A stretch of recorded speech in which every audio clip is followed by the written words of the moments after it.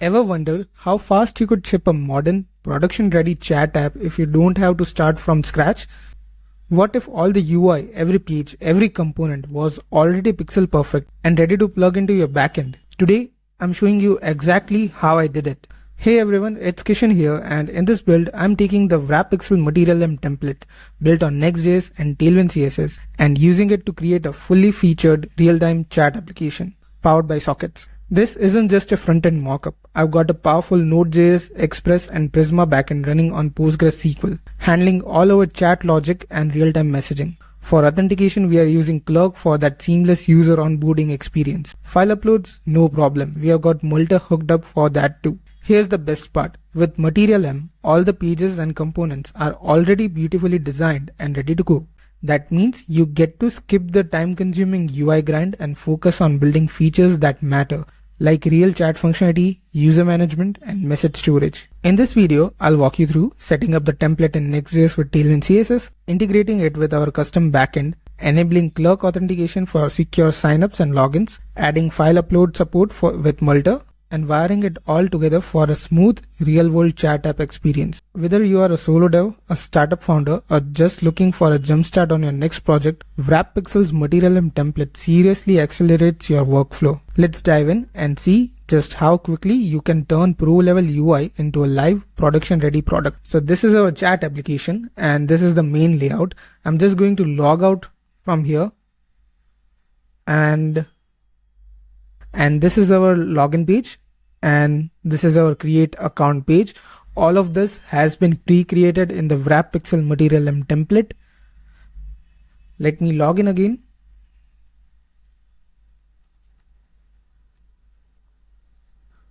For authentication, we are using Clerk and this is the white theme. We can edit our profile from here. This is powered by Clerk. We can tweak our profile or change the security settings of our account. So I can update my password from here, or I can see which devices are using my account, or I can delete the account from here as well.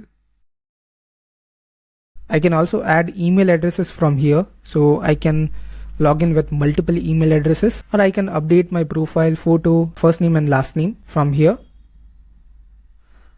I'm going to close this and let's switch over to dark mode again, and we can search the contacts from here, like let's search for Jason and we have Jason here. Now this is the chat layout and we can send emojis, we can send text messages, or we can send files or images. And by the way, this chat app is also responsive. So let me show you this app in responsive mode and let me show this other account as well. And now let me show you the live message sending. So this is powered by sockets. Hello with an emoji. Let's send it and you can see it's super fast. Let's share and file. So it's been shared and this is the chat list in responsive mode. Looks pretty cool, right? And we also have this online offline feature here. So you can see that this user is online here. And as soon as I log out, you can see that it's switched over to offline.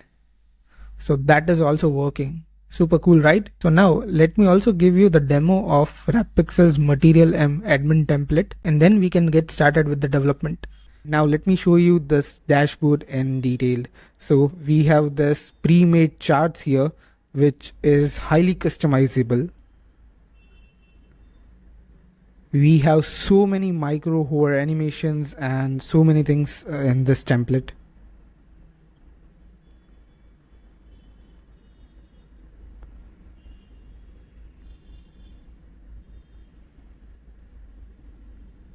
So all of these widgets are customizable.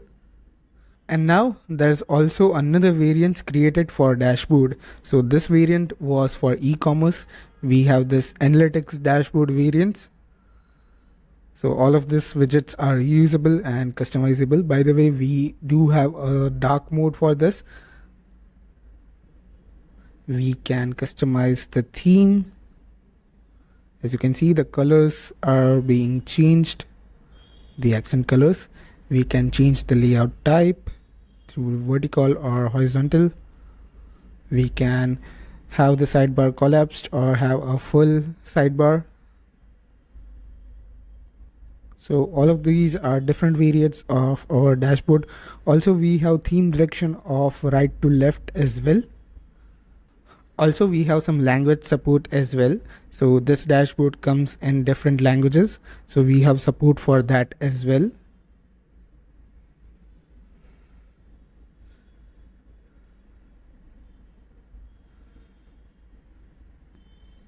Now let me show you another variant, which is a CRM variant, which is also pretty good.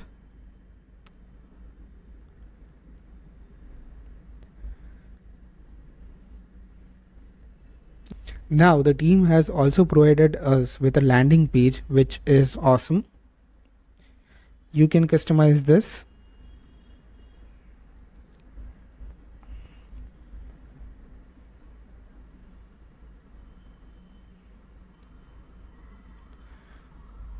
There are home pages.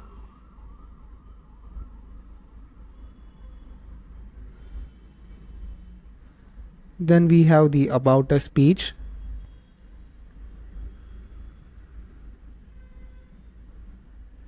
We have a blog page.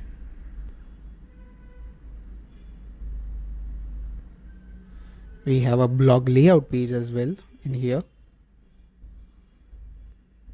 We do have pricing and contact pages as well.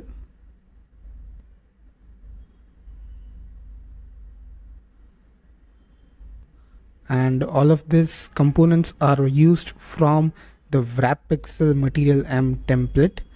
And we have this login pages as well, and that's pretty functional.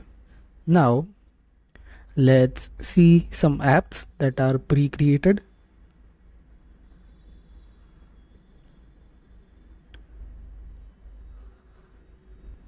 We have this beautiful e-commerce application that is pre-created. We can add this to cart, this to the cart. We also have product pages, and all of these components are created using the template itself. I'll show you the components as well. So we have our e-commerce application, which is pre-created.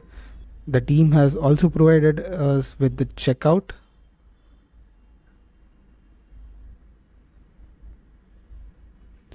We can add the product, edit a product as well.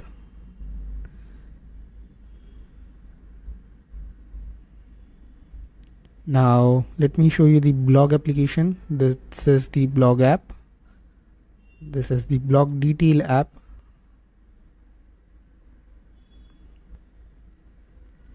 Then we have this chat application, and we are also going to build this chat application. Pretty useful, right? Saves a lot of development time. Then we have this user profile page.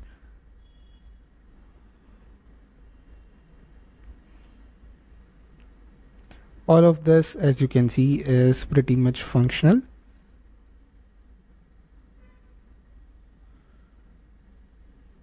We have invoices. You can create a new invoice.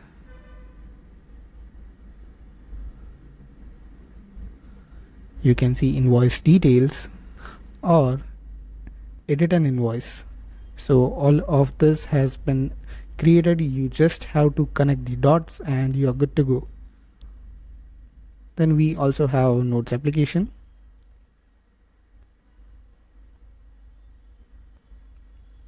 We have this calendar application where you can add an event on clicking on any specific date.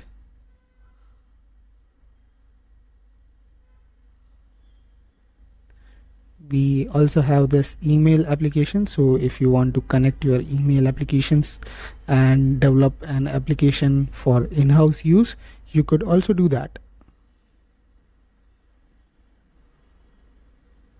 All of this is again functional.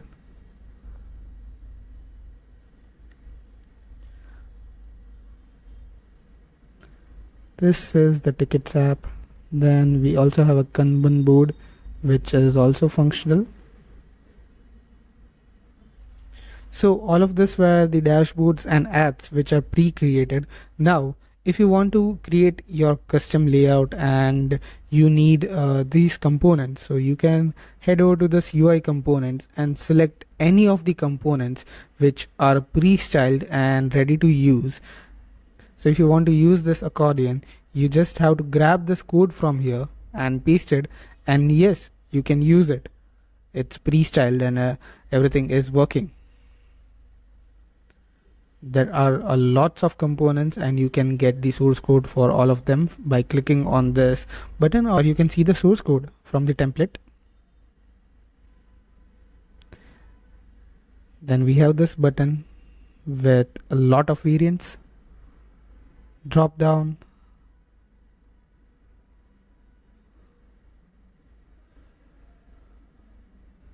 Then we have models.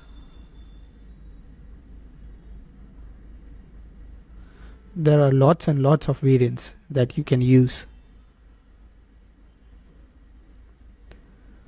Pagination, breadcrumbs, drawer, lists, carousel, and a lot more components which you can use, which are all customized and ready to use.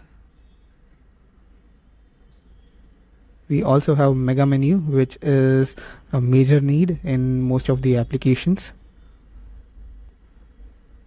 So yeah, these were the UI components. Then we have lots of variants of tables as well.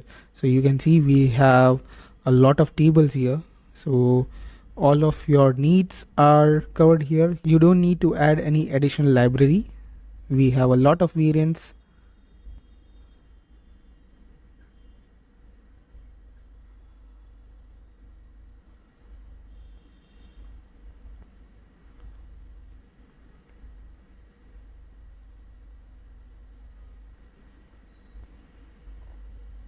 We also have support for shadecn tables. Then we have charts as well. So we just have to copy this widgets and tweak the data, and we have this predefined charts as well.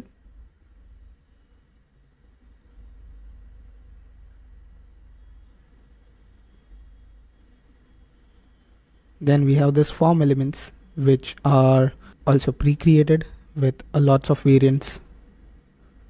Then we have this shadecn components. So if you are a fan of shadecn and using shadecn for all of your projects and everything, then they have access to that as well.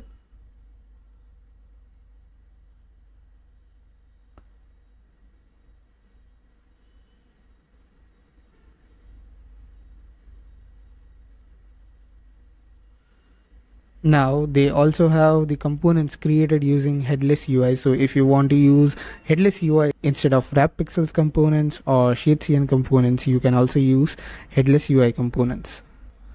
So these are all the components that are created with headless UI. Then we have this authentication pages. So we have different variants of the authentication pages.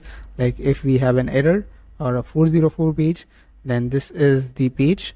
Then if you need a login page, then we already saw this page. Again, if you want another login pages or register pages, it's here. Then we have forgot password pages as well. Then there's OTP pages, and we also have maintenance mode page. So you can see that every small detail has been covered here in this template. Now we also have a demonstration of this multi-level menu of the sidebar. So you can head over to WrapPixel's website and head over to Material M Tailwind Next.js admin template, and you can purchase this template. So we also have some other variants of this templates which supports a wide range of frameworks. So you can head over to WrapPixel from here, search for Material M and hit enter, and you will get the variants that we have for the Material M template, which is Tailwind React, Next.js, Beautify, Vue.js, Angular, and a lots of variant. Now we also have some more templates. You can head over to templates here and you can check all the templates that we provide. We have some awesome templates on our library, so please do check out. Now to follow along, you need to install Node.js on your system. You can head over to nodejs.org and download the long-term support version of Node.js. Then we are going to use Next.js. Next.js is a React framework, and to code, we are going to use VS Code. So make sure that you install that in your machine, and make sure that you also have the paid version, the pro version of the Material M Next.js admin template from wrappixel.com. The links would be in the description of the video. Now, after you have downloaded the material template, now let's unzip it. Just a minute. Done. I'll head over to this directory, and inside of this you have the docs, the Figma file, and the packages. So we need to head over to the packages and we need to use this main version. So this is the main version that we are going to use. I'm going to copy this, head back, or yeah, in here I'm going to paste it, and let's rename this to Material M Chat App, and I'll open up my terminal. So just a minute. Yeah, here's my terminal. I use warp as my terminal. So I'll head over to desktop, and the folder name was WrapPixel. So cd WrapPixel, and from here I'll cd into material m, not this one, material slash dash m chat app, and I'll write code dot to open this in my VS Code, and I'll close this, maximize this, and I'll open up a new terminal. You can also open up a new terminal from here, and I'm going to write npm install to install all the dependencies. While this is being done, I'm going to create a new folder named as server. So our server files would be inside of this. And what I'm going to do is I'm also going to create a client folder. Inside of this, our WrapPixel template would be there. So I'm going to click on everything, and not this client.next and server. And I'm going to move everything inside of client. Yes, I want to move it. We can delete this .next folder, and we have the client. So cd client, and we have our npm modules as well. Now let's start the application by npm run dev. It started. Let's head over to localhost 3000.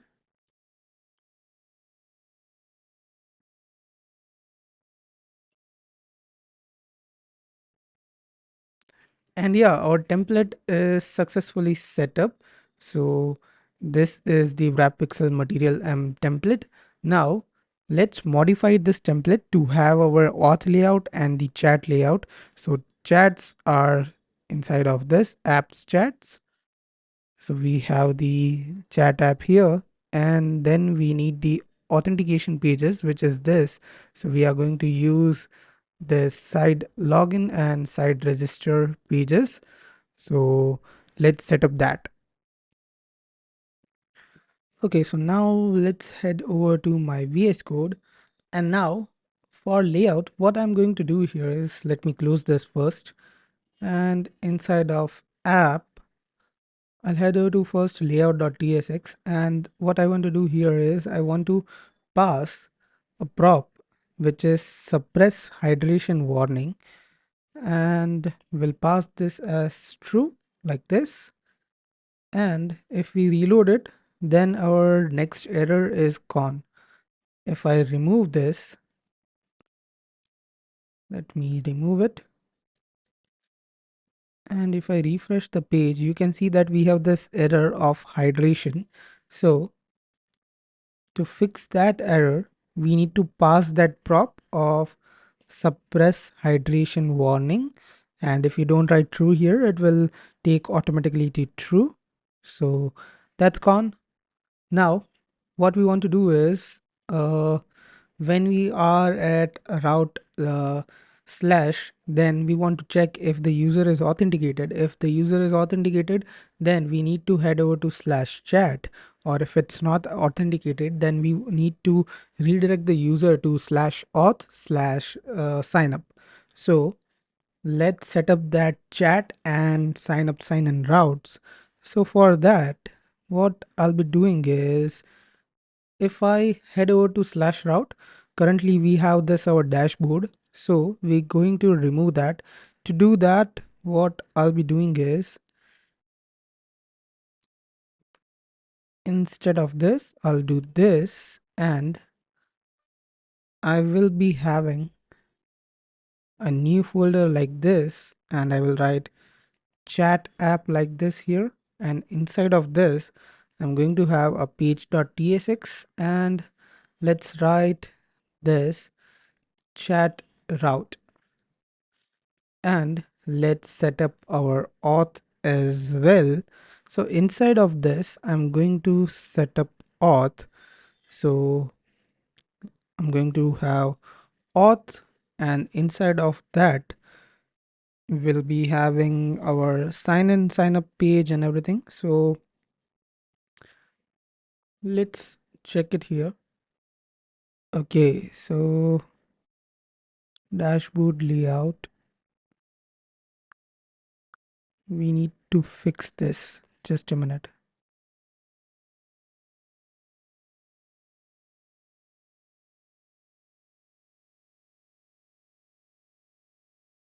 Where is it being loaded from? I guess I'll restart my server, and I'm going to remove the .next directory. So rmrf.next and npm run dev again. Let's refresh the page and see if it gets fixed, or else I'll need to fix that error.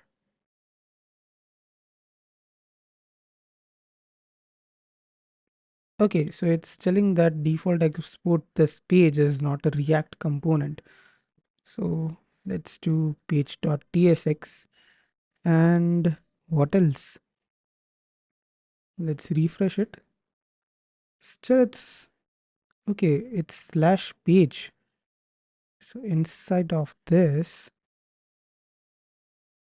let's write page.tsx.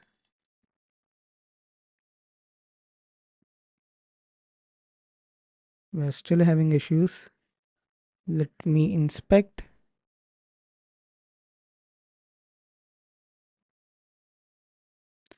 Let me see what the error is. Just a minute. Okay, so I found the issue. We just have to change this to, first we'll do rafce like this, and instead of page, we are going to name this as home component, and you can see that we have this home here. Now let's set up our chat. So new folder, chat, and inside of chat we'll be having our chats app. So inside of this, I'm going to create a page.tsx, and inside of this, let's write rfce, and this is going to be chats, and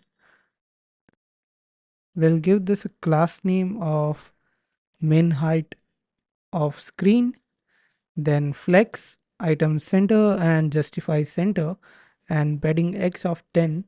And inside of this, we are going to import the already created chats app component by WrapPixel, just like this. And if we head over here and head over to slash chat, we should be having our chat app. Yeah, perfect. We have our chat app on this route. And now what I want to do next is, let's set up our auth. And so for that, inside of this auth, let's remove this page, and I'm going to copy all of the components from here. So we need the login. Yeah, we need login, register, 2 steps, and auth sidebar part. So I'm going to copy those from here and paste that inside of here. Also, I'm going to copy this auth forms, copy, and I'm going to paste it here. And let's head over to all of these pages here and fix the auth form. So this is going to be like this, and this is going to be dashboard layout like this. And let's save this file. Let's head over to register. Let's fix the import here as well. That's done. And the 2 steps, we'll do the same here as well.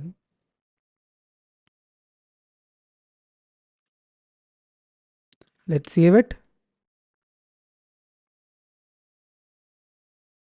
Now let's head over to the browser and let's go to auth and sign in like this. Oh, it's not able to find the page. So let's see what went wrong. Inside of this, we have auth and we have login register. So instead of sign in, let's do login. Yeah, it's here. Now, if we click on this, then you can see at the bottom left that the route is still auth1 register. So let's head over to login page.tsx, and from here we need to fix the redirection. So instead of auth1, we'll just remove that from here and head over to register. Do the same with the register. So both the pages are linked. If I click on this, you can see that it's working perfectly. Perfect. Now let's head over to the auth register. And do we have any issues here?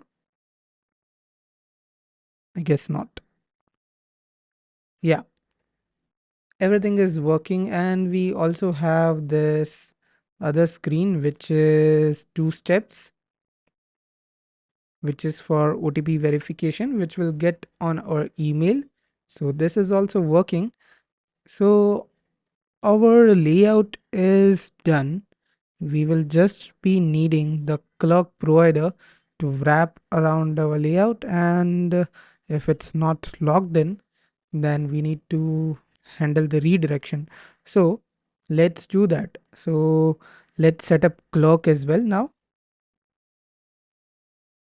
So for integrating clock, I'll head over to clock.dev, and you need to log in. So I've already logged in. I'll head over to my dashboard,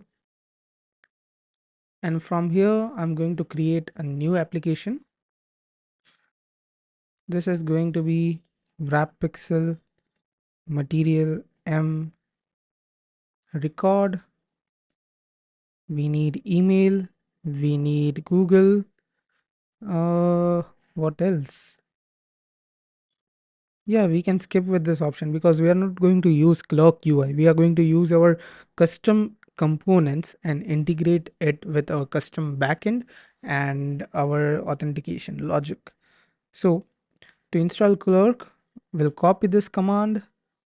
I'll open up my terminal and let's install this. And we need to paste this inside our environment variable. I'm going to copy this. I'll head over to .env. So we need to create this inside of our client, and I'm going to paste those keys here. After that is done, we need to create this middleware.ts file. So inside of source directory, I'm going to create middleware.ts like this. And do we need to change this? No. Yeah, we do need to change this. So to protect our /chat route, what we are going to do is we are going to have const is protected route.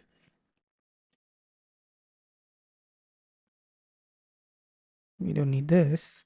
Instead, we are going to use a function from Clerk, which is create route matcher, and we are going to pass an array of routes, which is just going to have chat, because that's the only thing we need to protect. And we need to import this from create route matcher as well. And inside of this, we'll pass in our function a sync, and inside of this, if is protected route, we'll pass in our request here, and if it is, then we'll have await auth dot protect like this, and it's not assigned to the request. Why it's showing that?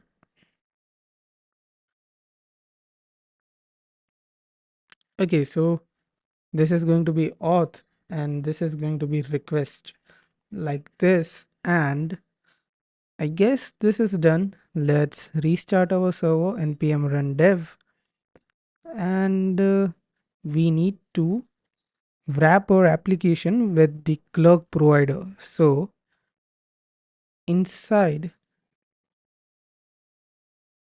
of my application, inside the chat app group, and inside of here, I'm going to create a layout.tsx, and inside of here, I'm going to write export default function layout. This will get children, and the type of children is going to be react node, and inside of this I'm going to return clerk provider, and inside of clerk provider we are going to wrap children, and we need to import this clerk provider. It should be imported from, just a minute, import clerk provider from here. And what's the issue here?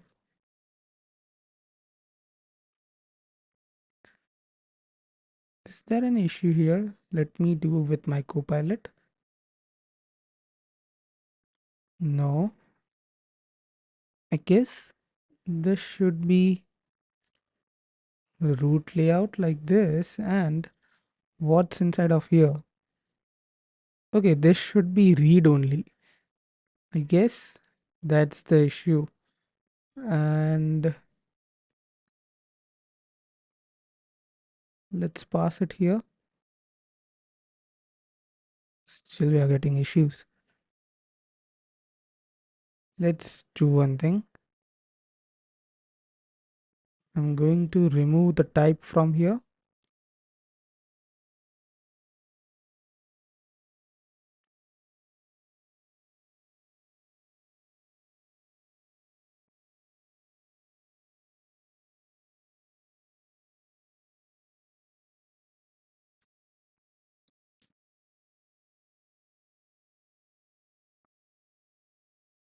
Why is there still issues?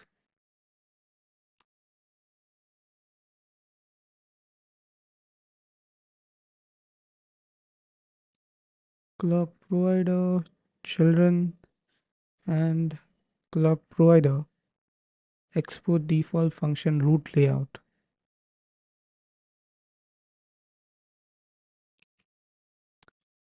Not able to understand what's the issue here. Just a minute. Okay, so apparently we don't need this from clock react, but instead of Next.js like this. That was the only issue. So that's done.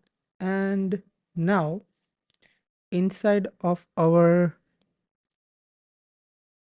We'll close this, and inside of this page, we need to define, just a minute. Yeah, inside of this, we need to define that if there is a user, then we need to redirect them to chat page, or else we'll redirect them to sign in page. So const user ID equals to await auth from Clerk Next.js server, and we also need to mark this component as async auth. Make sure auth is imported from Clerk Next.js server, and if there is user ID, then we'll redirect them to slash chat page, or else we'll redirect them to slash auth slash sign in, and we'll remove this return statement. That's it, and let's reload our page. I'll head over to the slash route.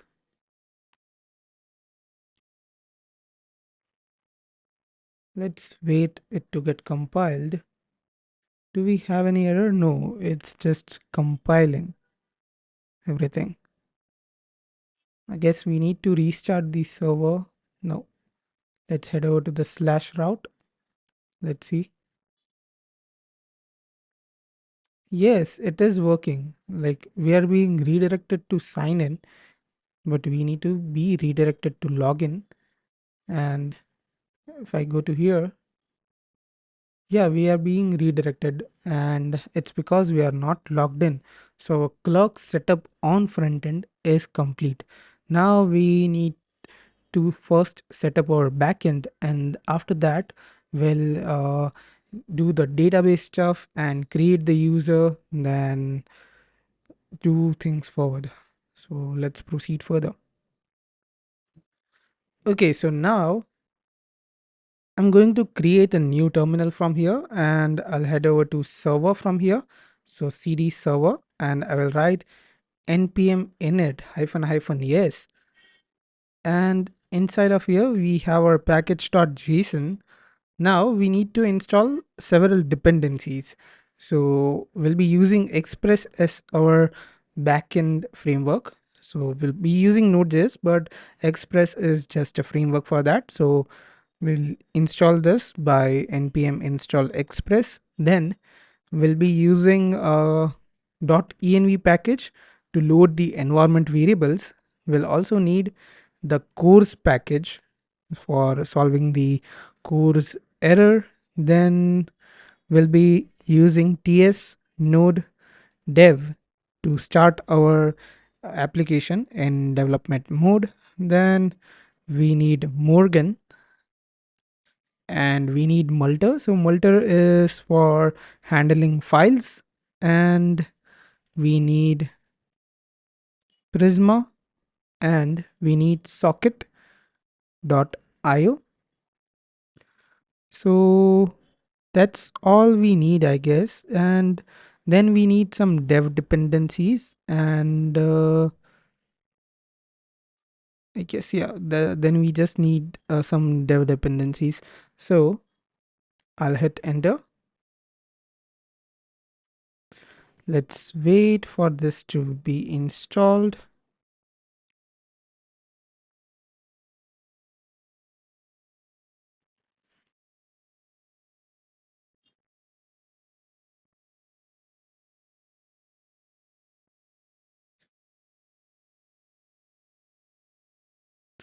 Okay, so that's done.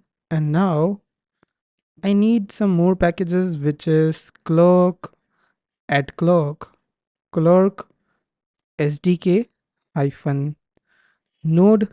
Then we also need the Prisma client, and we also need type. So we can save this as dev dependency. Now let's hit enter to install Prisma client and Clerk SDK for Node.js. After that, we'll also be needing some dev dependencies. So let's wait for this. And while this is being done, we can set up our Okay, it's done. So now npm install -- save dev. Then we need add types course, then add types express, add types Morgan, then add types node, then we need ts node, we need TypeScript, and what else?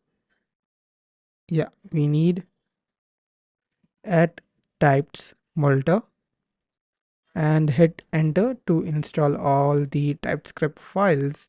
And now inside of our package.json, to start our application, we need to have a script. So we'll have a dev script which will write ts node dev respawn, and I'm going to have source server.ts here like this, and we don't need this. Perfect. Now what else? Yeah, inside of here we are going to have a .env file. So inside of .env file, I want you to write a database URL, which is your PostgreSQL, and this is going to be chat app WrapPixel, whatever you want to write here. And then you need the Clerk publishable key and Clerk secret key. We already used this in the client. You can get it from here. And we need the front end URL. So our front end is running on localhost 3000, and we need the port of our server. So we need to run our server app on port 4000. So that's for that. I'm going to save this. And for database, if you don't have PostgreSQL installed on your machine, you can use NeonDB. They provide a free cluster for PostgreSQL, so you can get the connection URL from the Neon and paste it here, and it would work seamlessly. Now, moving forward, inside of this, I'm going to create, just a minute. Yeah, inside of this, I'm going to create a new file which is going to be ts config.json, and inside of this I'm going to pass an object which will have compiler options, and target is ES 2020, that's right. Module is common.js, that's right as well. What else? Then we need ES module interop as true, then force consistent casing in file names true, and I guess that is it. And we need to have skip library check, so skip lib check as true as well. That's it. And now inside of this I'm going to create a new directory which is going to be source, and inside of this all our source code would be there. So inside of this I'm going to create a new file which is going to be app.ts, and another file which is going to be server.ts. So inside of app.ts we are going to set up our app. So first let's write ts node check. We are not focusing on TypeScript in this application, so we need express. So import express from express. Then we need to import Morgan. So I don't guess we need to import it first. Let's use whatever we need. .env .config. So it's not working. So import .env from .env like this, and then we'll have .env .config like this to load our environment variables. Then we'll have const app equals to express, and then we'll have app.use middleware. This is going to use express.json, then we're going to use app.use, and this is going to have Morgan and Morgan in dev mode. Make sure Morgan is imported, and after that we also need the course. So app.use course will pass in our origin. Origin is going to be process.env dot frontend URL, and if it's going to be this or else local is 3000, and then we'll pass credentials. It should work. Credentials as true like this.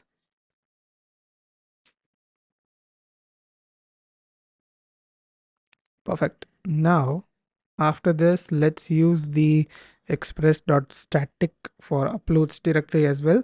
We'll utilize this to serve static files which would be imported, which would be uploaded using multer. So app.use slash uploads express.static routes, and this is going to be source slash uploads like this. Perfect. Now we need to use an middleware which is going to be our global error handler as well, and this can be after express.json like this. And after this we are going to have app.use, and we'll pass a function here. Inside of here we'll get the error object, type of any, request, which is going to be request, response is going to be response, and the next middleware of next function. Now inside of this we'll be using console, not this, console.error, and we are going to just print out the error, and we'll return response.status 500 JSON status. We don't need to show status here. We'll just pass in an error object with error dot message here like this, or if there is no message, then we are going to have internal server error like this. After that's done, we'll export default application. That's done, and let's head over to our, oh, all of this code should be returned inside of app.ts, not server.ts.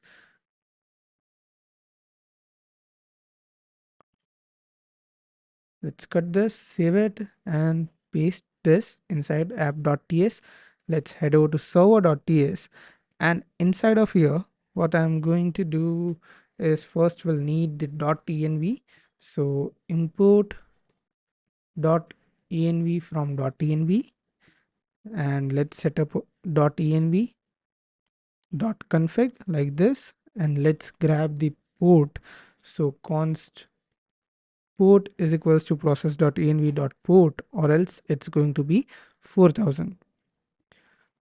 Then const server is equals to http dot, not this, but http dot create server, and make sure http is imported from http. So import http from http, and inside of this we'll pass in our app which we just exported. So app, make sure that you import it from ./app. That's done, and now let's start our server. So server.listen port, and if it runs, then server is running on port 4000. So let's type npm run dev. Let's try to run our server. Course is not defined, so let's head over to our app.ts. Yeah, course is not defined, so import course from course. And yeah, our server is running on port 4000. So that is done. Now we need to set up Prisma. So what I'm going to do is npx Prisma init. Yeah, npx Prisma init. Let's wait for it. That's done. And what this will do is inside of our server, it will set up a Prisma schema.prisma file with this. So that is that. And now what we will do is I also want to set up a schema of user. So I'm going to copy my schema for user, and yeah, this is the extra things. We don't need that right now. So user is going to have an ID of string, clerk ID of string. This is to handle clerk user. Then email, first name, last name, the position of the user, like if it's the web developer, senior web developer, or whatever they are, then created at and updated at. Done. And now inside of here, I'm going to write npx prisma generate.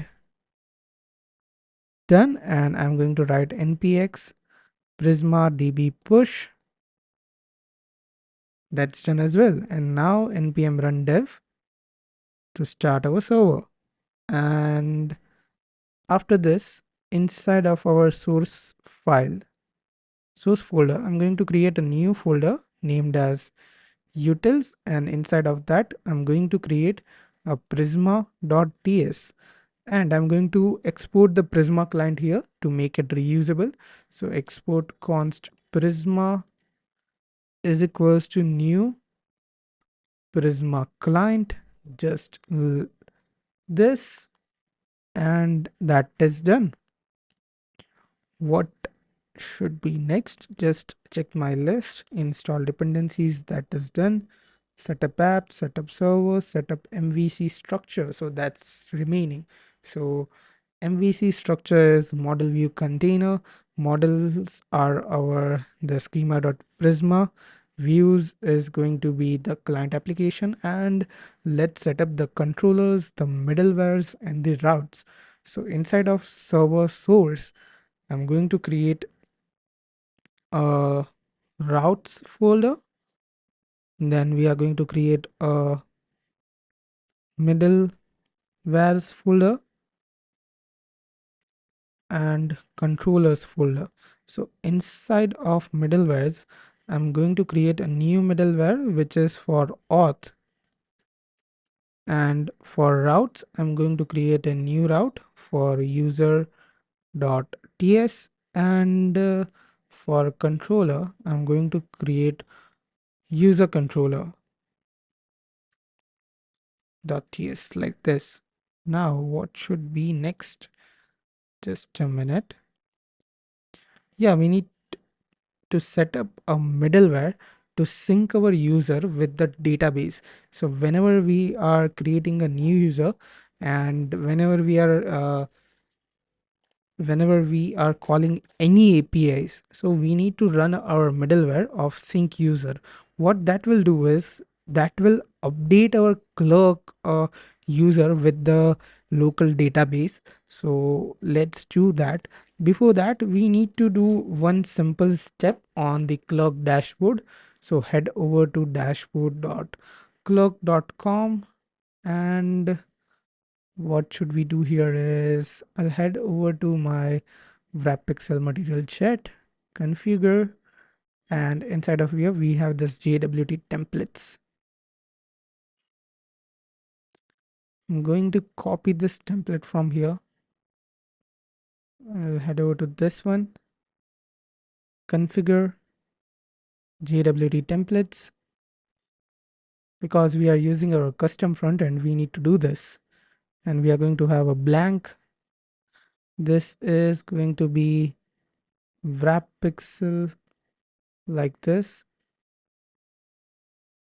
We are not going to change this. And inside of claims, I'm going to have email as user's primary email, position as user.unsafe metadata.position, last name and first name. Going to save it. So this is going to be our custom token claims.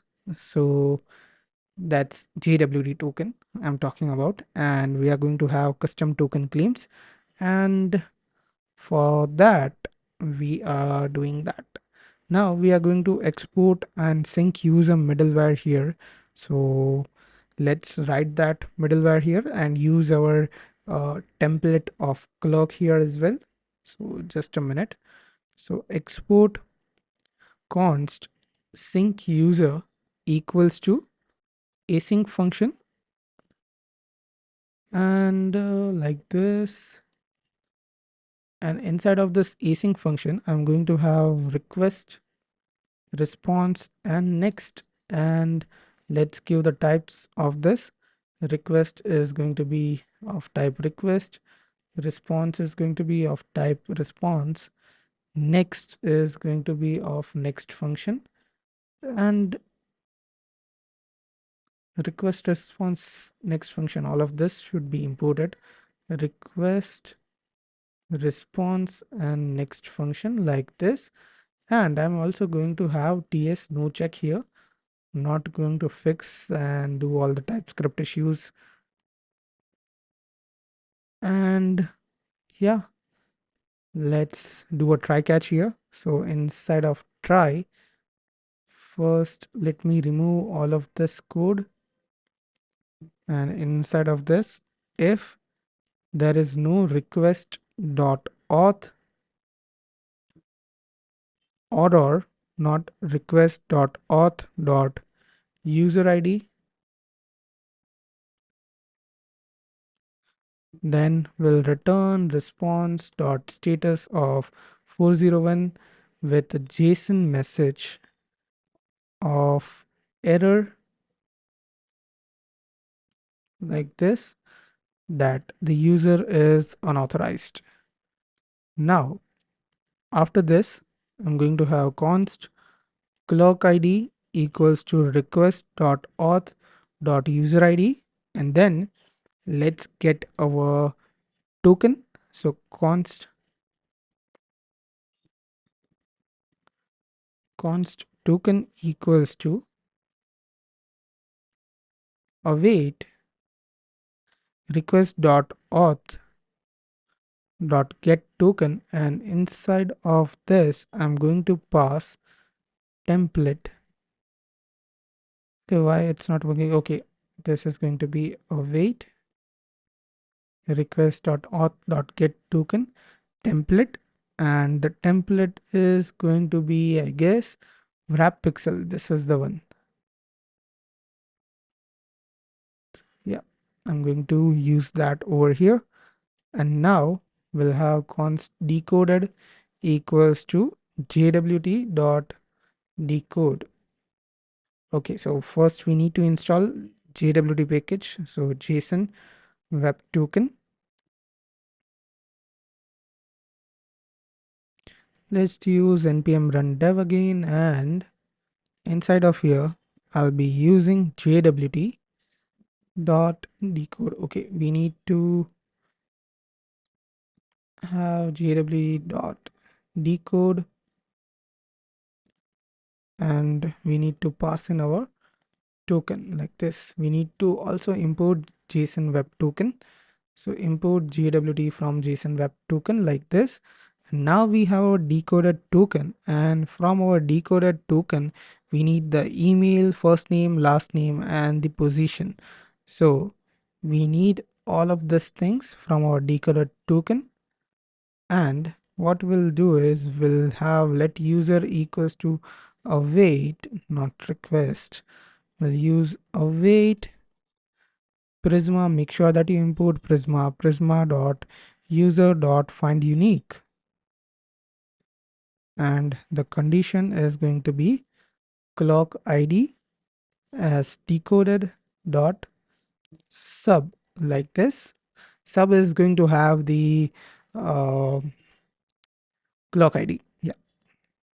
Now after this, if there is no user, then we are going to create the user like this. User is equals to await prisma.user.create. Data will use the clerk ID, email, first name, last name, position. And after this, if I'm going to have an else condition, if there is already a user, we are just going to update that user. So user is equals to await prisma.user.update, where clock id is again decoded dot sub and data is going to be all the data. We are just updating or creating the user. Now after this, we'll just have request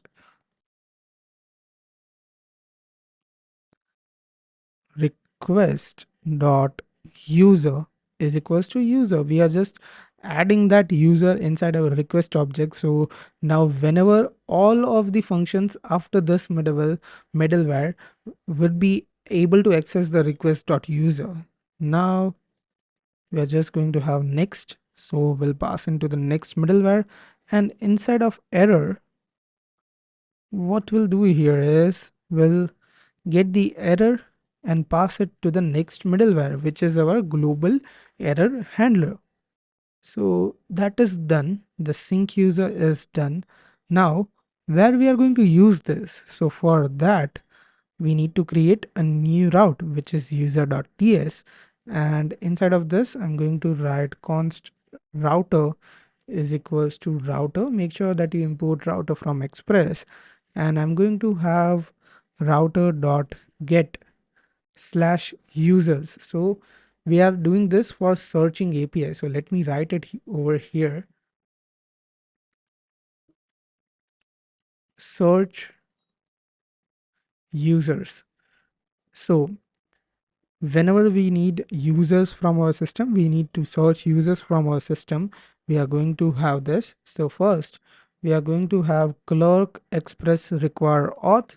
So it tells that the system needs the auth, and I'll also have ts no check here. And after that, we are going to use our sync user middleware.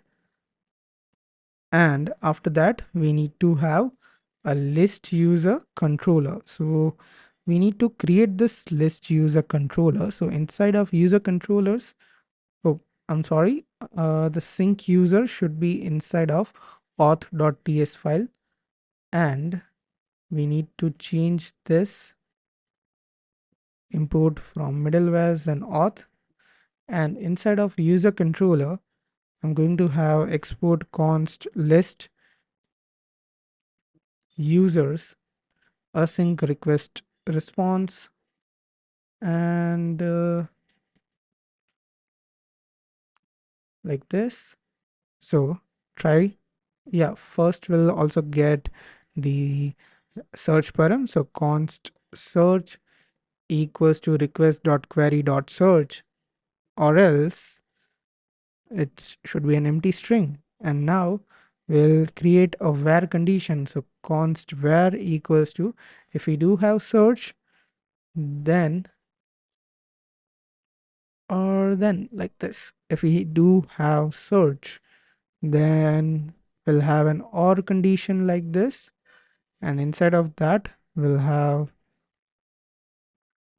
first name contains, not constants, contains search, and mode is going to be insensitive, but we are going to use prisma dot query mode dot insensitive. So make sure that you import prisma. I guess it should be from prisma client, yeah. And prisma dot query mode dot insensitive, not like this, but like this, query mode dot insensitive. And we'll also do the ts no check for this file, and let's give the types here as well. Request, and we need the request object from Express, the type not object, and response from Express as well. Now prisma.queryMode.insensitive, and we'll do the same for last name and the email. So whatever we search, every condition is met. So we'll just change this to last name and this to email. So whatever the user will search from the user's first name, last name, or email, the user would be there. So that's our condition. And now const users is equals to prisma.user.find many, and we need to pass in our var condition, and select is id true, clock id true, first name, last name, position. That's it. And we are going to response with our user. So response.json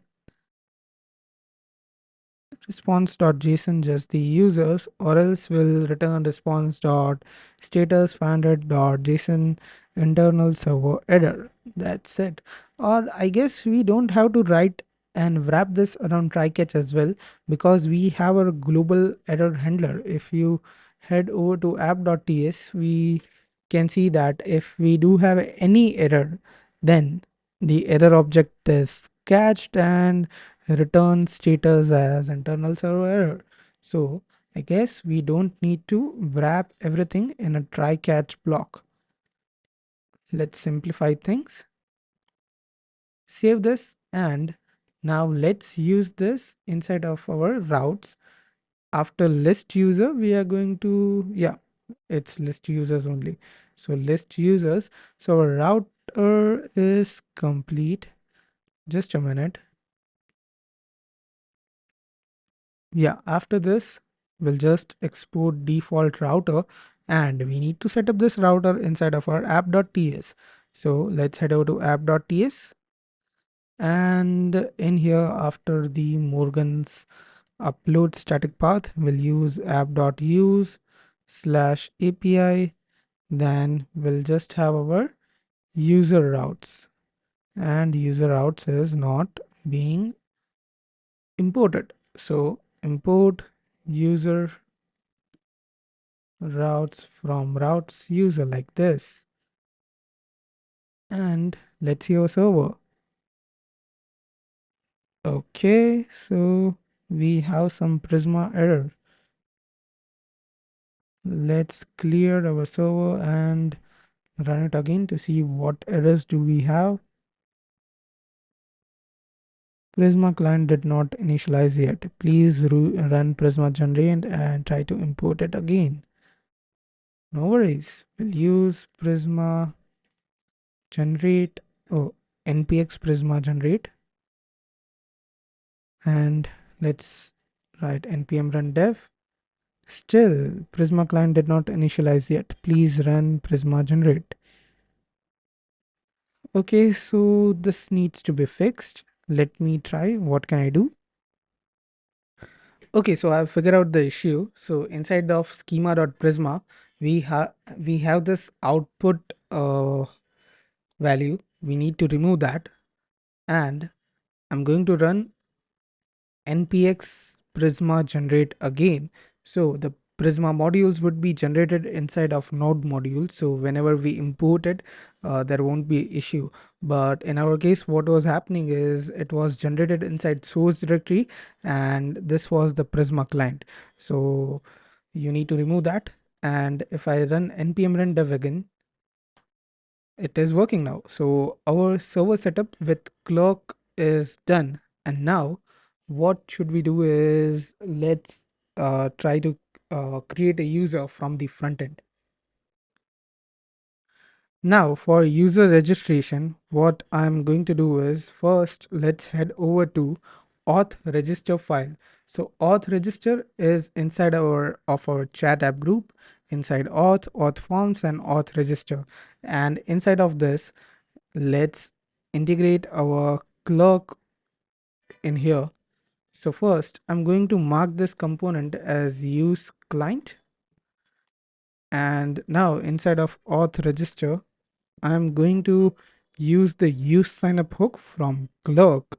So const sign up and is loaded equals to use sign up from Clerk, Next.js, and we'll also grab the router from Next Navigation. After that, let's have some states. So we need to have states for first name, last name, position, email, password, and error states. So use state snippet, and this is going to be first name, set first name, and this is going to be an empty string.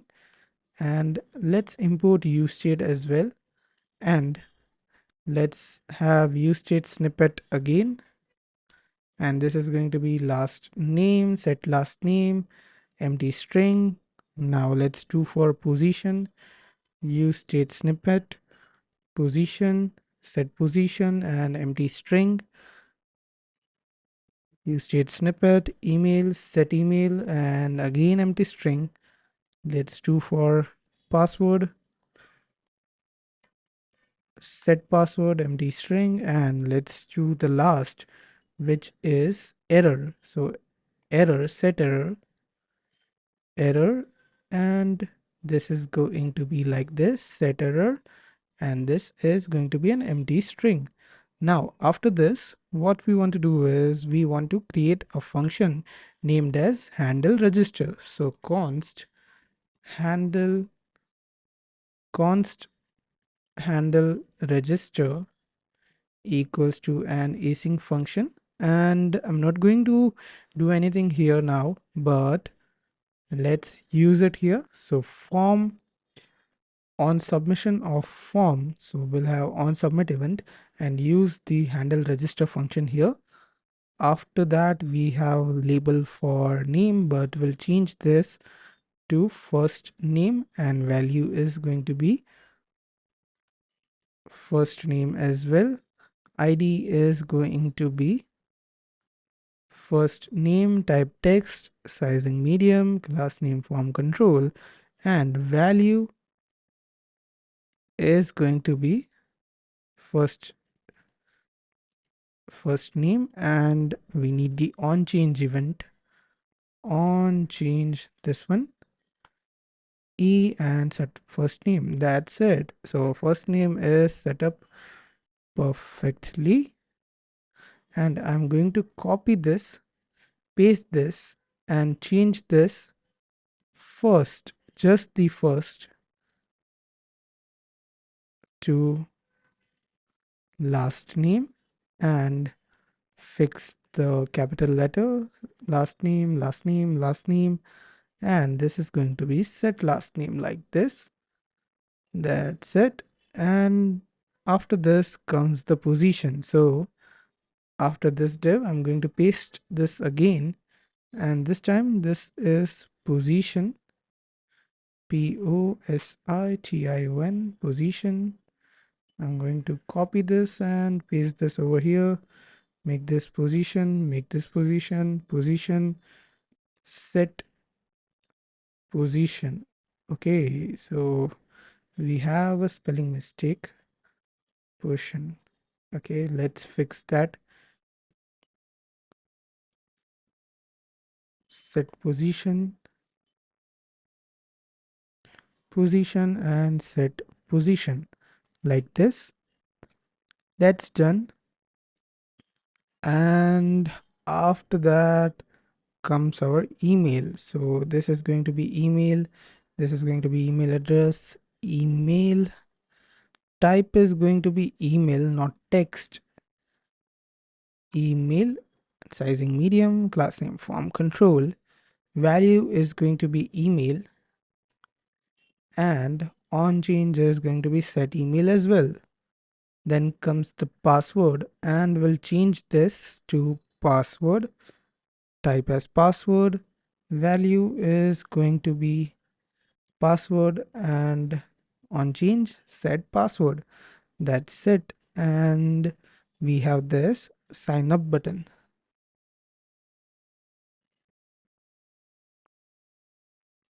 I guess that is it, and now we can do our handle register function.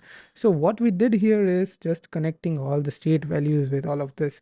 So I'm going to have this code here, and This has been written by my co-pilot, by the way. So e.prevent default set error, and if it's not loaded, we'll set an error. Clerk is loading, please wait, and return. Then inside of try, we'll have sign up response is equals to sign up dot create. We'll pass in first name, last name, email address, password, and we also need to pass in unsafe metadata, which is going to be our position. That's it. And okay, so after this,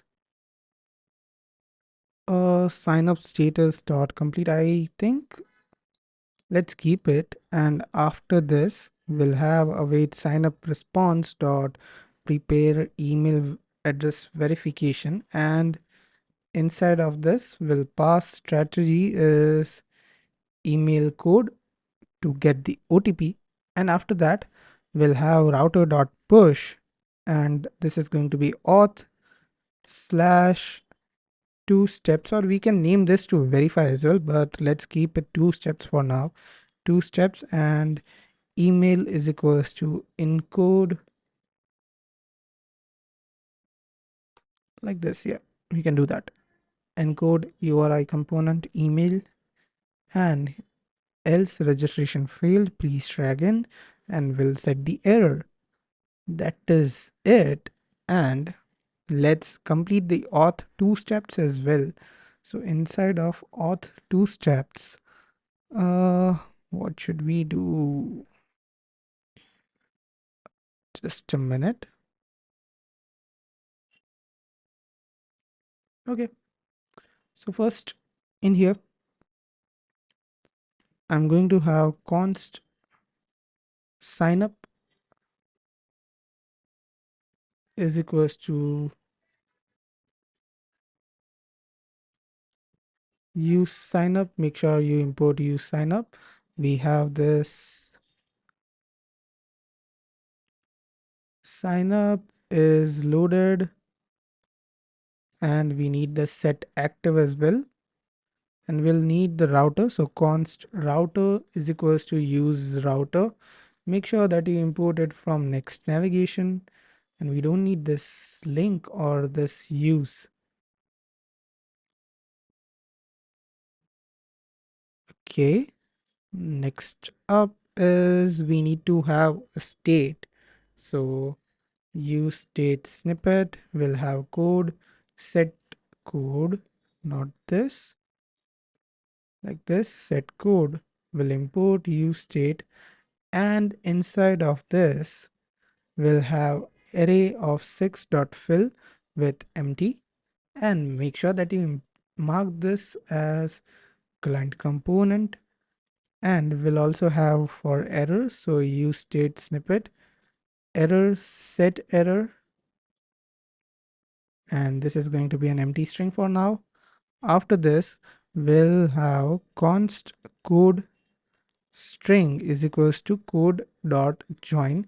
So we are joining all of the code that is inside of our array. So whenever we want to pass it and verify it, we'll just use the code const string to verify it. And now we'll have an handle change. So const handle change equals to, we'll give the values now. We'll have id x, which is going to be a number, and value, which is going to be of type string. Now what we'll do is I'll have a regex here that will only allow numbers. If anything else is there, then we'll return it. So we only need numbers, so this is for that. And new code will destructure the new code, and then we'll have new code of idx equals to value dot slice. So we keep only the last character if more than one is entered, and we set the new code. And if value and idx is less than 5, then what should we do? Yeah, we'll basically do this to get the autofocus on next element, just that, nothing more. So once our number is entered, after that we'll focus onto the next one. That's how OTBs work, right? So const handle submit equals to async like this, e dot prevent default, set error, then if not is loaded, then clerk is loading, and return. Then we'll have our try catch block. So try, and yeah, we can do this. Const sign up response is equals to await sign up attempt email verification, code is code string, and if sign up status is complete, then we'll have await set active session as not result but sign up response dot created session ID like this, and then we'll have router dot push to chat, and if there is an error, then else set error verification failed, please try again.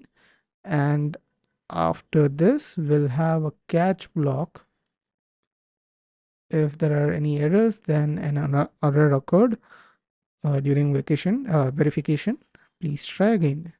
That is it. So that is our handle submit and handle change. And now in the form on submit, as soon as we submit the form, we want to run the handle submit.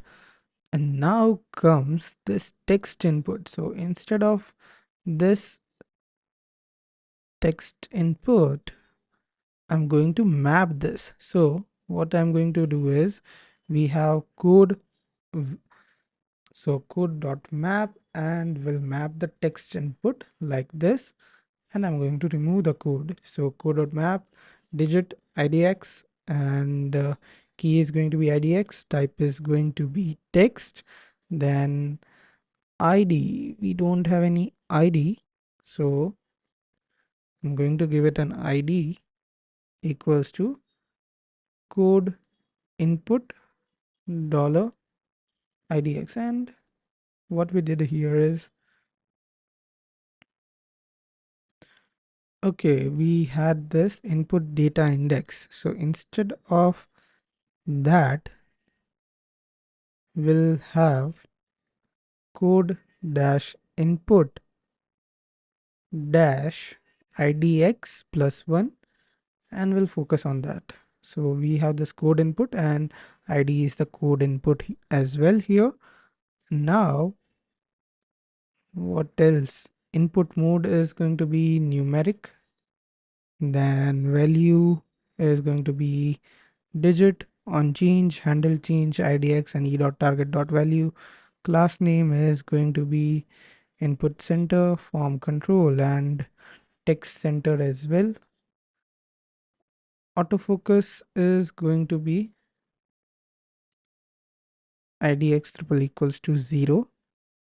I guess this is it, and that should be complete now. Let's head over here. Just a minute, I need to remove this. And we are in the login. We need to head over to the register. Let's try to register. So I'm Kishan Sheet, position is software developer, my password,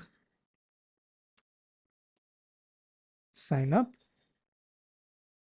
And do we have any error?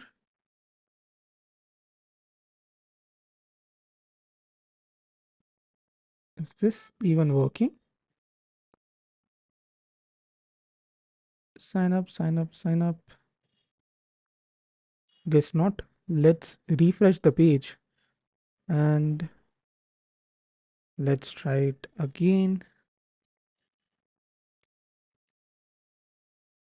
Sign up. And this is not working indeed.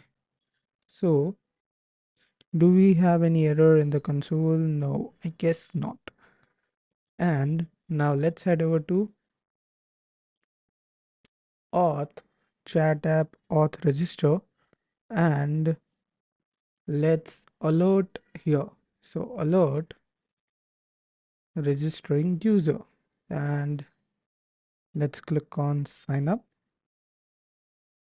No, it's not working. Not sure why. Are we using the correct form? Auth register. Let's write an alert here. Registering user. Yeah, we are inside the correct form, so we can remove this, and this should be after this. Let's try to register.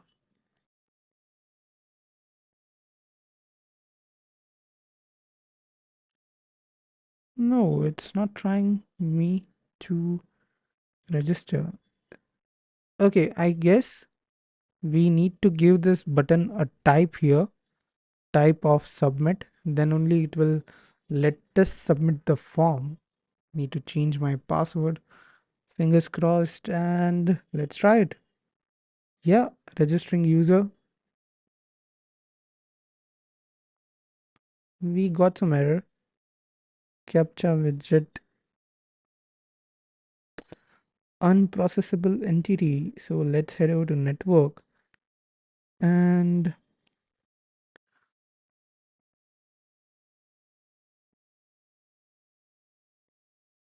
okay, last name is not a valid parameter.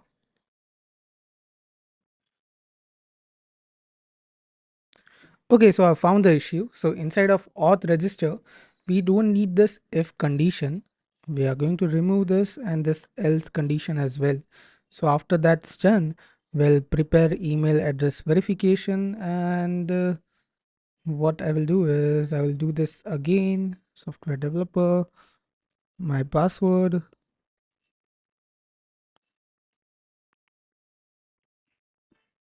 and I am going to sign up. We have this registering user.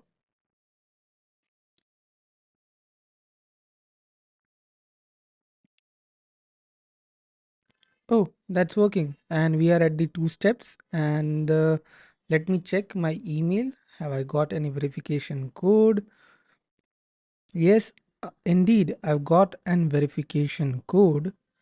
So I'm just going to use it. Just a minute.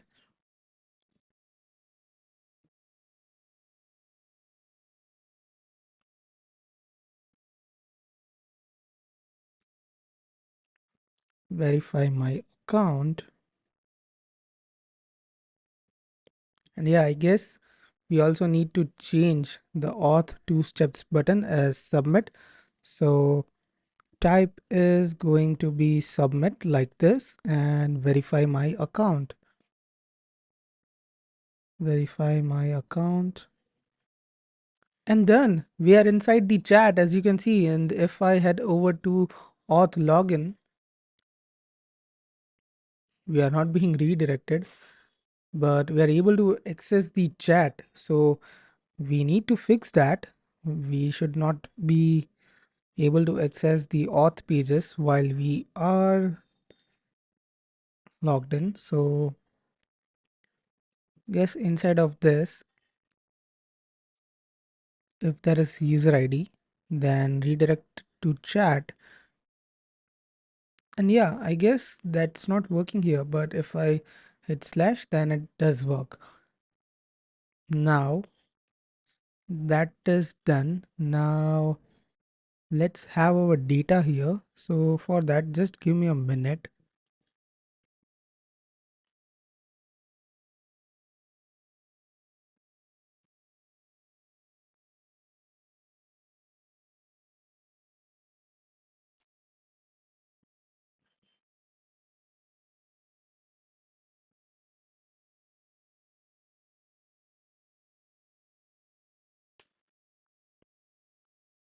Okay, so we have this chat component here, and inside of this we have this chats app. Inside of that we have this chat listing, and let's fix this first. And in here we need to grab our user. So Let's grab the user, and yeah, first thing I need to show you the Clerk dashboard. So if I head over to users, you can see that I do have a user here. So our Clerk authentication sign up is working. Now what I'm going to do here is at the top, I'm going to have use user, and I'm going to use the values inside of our component. So scroll down, and inside of here, what we'll be doing is if user.image is there, then show this, or else show this URL. So this should be like this. Remove this. This is JavaScript code. Perfect. And let's refresh this. It doesn't work. User.image. Okay, it's not image, it's image URL. Okay, now that is loading. So we need to add something in our next config file. So next config.mjs, and inside of this we need to add route patterns. So I am going to copy my snippet, not route patterns but remote patterns. So we need to add this, and if I refresh the page, we should have a purple background image. While this is being loaded, let's do the next thing. I'm sure that it would work. After this, we have this badge, and h5 instead of Jonathan Doe will have our user's first name and last name. So user dot first name, or our null, not null but empty string, and we'll have user dot last name, or an empty string. And after this, let's have our unsafe metadata. So user dot unsafe metadata dot position, which is going to be of type string, and we need to wrap this around a bracket like this, or else it's going to be an empty string. That's it. And we have our name here. Yeah, I do have my name here. It's just my position is not here. So this is unsafe metadata, and this is position like this. And yeah, that's working. So a Clerk authentication is completely functional, and yeah, not functional, but we are able to create the user. Now first let's do the sign out now, and after sign out let's try to log in. So we need to implement those changes. Just give me a minute.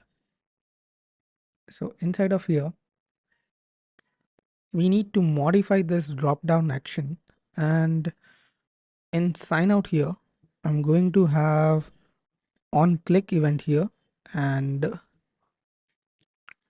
on click, first make sure that this is async, and we'll have await sign out function,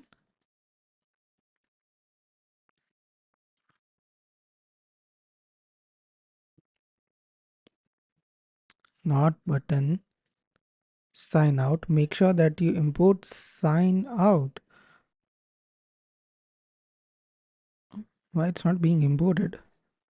Just a minute. Let me check from where should we import it. Okay, so that is from use clerk. So we need to have it const sign out is equals to use clerk like this, and Now sign out where it's, yeah, await, sign out. What should we do next? Let's push it to router.push auth login, and we also need to have router. So const router is equals to use router. Make sure you import use router from next navigation. Now what we need to do is we need to modify this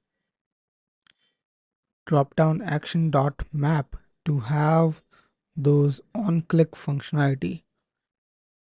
Now in this drop down item, what I'm going to have is on click like this. If there is item dot on click, then we need to have it, or it's just undefined. That's it. And let's try to sign out. And yeah, done. If I head over to chat again, we need to sign in. So let's sign in, and this is done. So for login, just give me a minute. We need to head over to auth login, and inside of here we just need our email password and our handle login function, so it's not a big deal. Okay, so now in here, first let's define the states and our use sign in. So const equals to use sign in. Make sure that you import it from Clerk Next.js, and will get sign in from here, is loaded from here, and will get set active. After that, we'll have const router is equals to use router. Make sure that you import use router from next navigation. And after that, we'll have use state snippet, and we'll have email set email. And this is going to be an empty string. Make sure that you import use state from React. Next comes our password. Yeah, you can do it. Less code writing for me.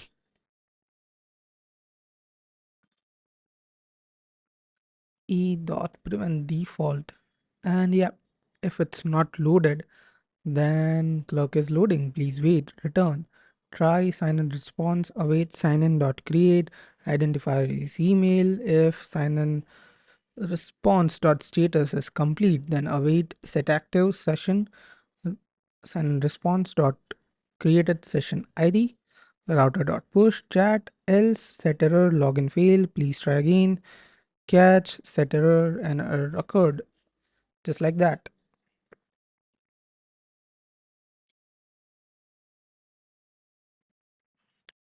Next, what should we do is inside a form, we'll have an on submit, handle login, then we'll have text input, and we'll give value as email, on change as email. That is it. And username should be email,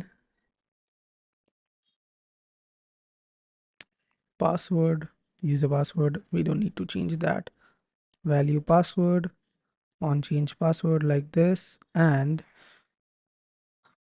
I'll not forget to make this as type submit this time. That is it. And yeah, we need to make this as use client because we are using states here. So use client, and fingers crossed, let's try to sign in.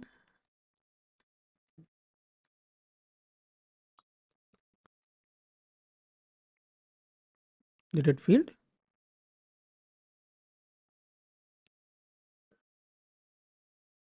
Console not visible. Sign in, console Nothing is happening. Why is that? Sign in and the page is being reloaded. Don't prevent default is here. Let me have alert. Logging in user. Refresh the page. I'll type my password. Sign in. And yeah, it's not working. So auth login is inside auth forms, auth login. And this page is using the auth login. Yep, this is using the auth forms, auth login. And if I head over to auth login, we are here. Let's try to alert here. Auth login component loaded. That is working. And if we head over to handle login, but it's not working. So we have this sign in. And why this button is of type link?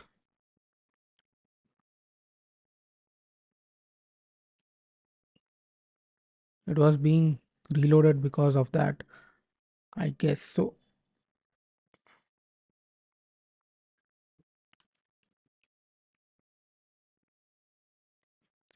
Logging in user and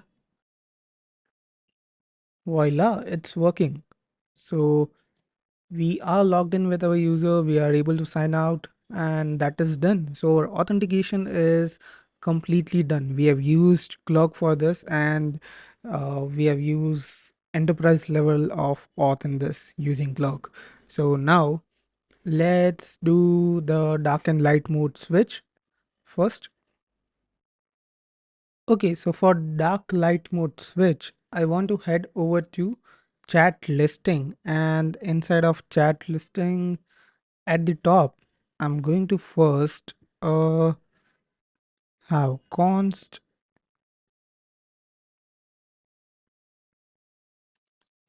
active mode and set active mode equals to use context, and this is going to be customizer context like this, and I'm going to have a method function toggle mode, which is going to be having set active mode. If active mode is light, then we need to set it dark, or else we'll set it to light.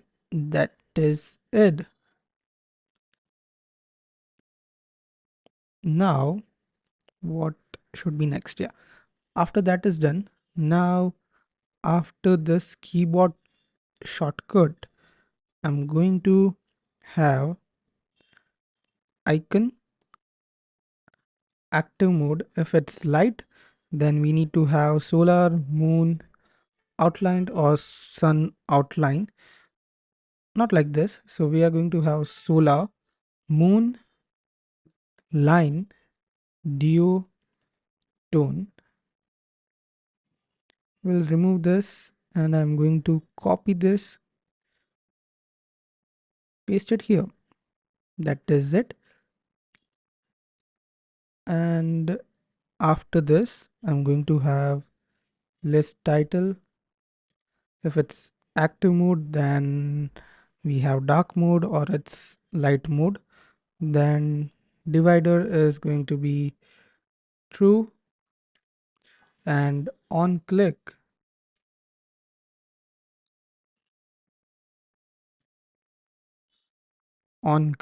we need to run toggle mode. That is it. And if I head over here and if I click on this dark mode, we have this dark mode. So as you can see, we don't have to do anything. WrapPixel template, Material M template has taken care of everything here. So we just have to work on the business logic, nothing else. It's worth the investment. Done. So we have dark light mode support as well. Now what we want to do here is we want to search the contacts here. So we need to search the contacts in real time by making a call to our API. And when we click on that, we need to create a chat and add this to our lists. And also when we load the chat app, we need to uh, yeah, we need to fetch all the chats as well. So first we'll do the searching of chats and creating of chats. So for that, we also need to create some more accounts. So I'll do that. And one more thing that I want to do is when we click on this, and when we click on this setting, instead of setting, we need to have an edit profile here. So what I'm going to do is we'll change this to edit profile, and on click of this, on click, I need to open user profile like this, and make sure that you import open user profile from use clerk like this. And now if I click on this, you can see that we have this clerk window. Let me switch over to light mode and do it again. And you can see that I can update my profile from here. Like I can change my uh, image from here. If I click on this, and I can click on this, and I have my username as this, as you can see, not username but image as this. And I can change the name to, instead of Kishan, I'm going to have John Shade. Save it, and you can see that it's updated. And if I refresh the page, it's updated. So it's all the details are here, and we can manage through clock. So that is also done. Now let's try to search the user and create the user. Okay, so now we want to create a context. So let's head over to context folder. There's a dedicated context folder here, context, and we have this chat context, and inside of this we have this, all of this code. So what I want to do is I don't require all of this, so we are going to completely rewrite this according to our application. So I'm going to remove entire this, and let's create our new chat provider. So export const chat provider equals to arrow function, and let's give this a type as well. So type is going to be react.fc, and the props are going to be children with react node like this. And what else, inside of this we will also destructure the children like this. And inside of this we'll do all of the things. Then we also need chat context. So const chat context is equals to react.create context, and inside of here we are going to give it a chat context props or undefined. So I'm going to copy some interfaces, just a minute, and I'll show you that so we don't waste time. So we have this message type. So this message type is for the message and all of its content. Then we have this chat user type, which is the user type, then chat type, and chat context props. So in here, I need to give chat context props, or it's going to be undefined like this. And React refers to current module. Yep, done. Now let's give it a socket URL as well while we are here.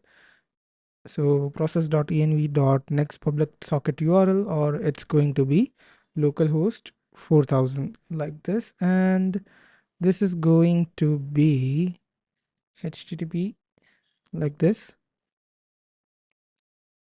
Perfect. Now, after this, just a minute. Yeah, we are going to create a custom hook to use the chat context safely. So we are going to export const use chat equals to like this, and const context is equals to use context chat context, and if there is not context, then we'll throw a new error that use chat must be used within a chat provider, and we'll return the context like this. Okay, we need to import this, and what's there here?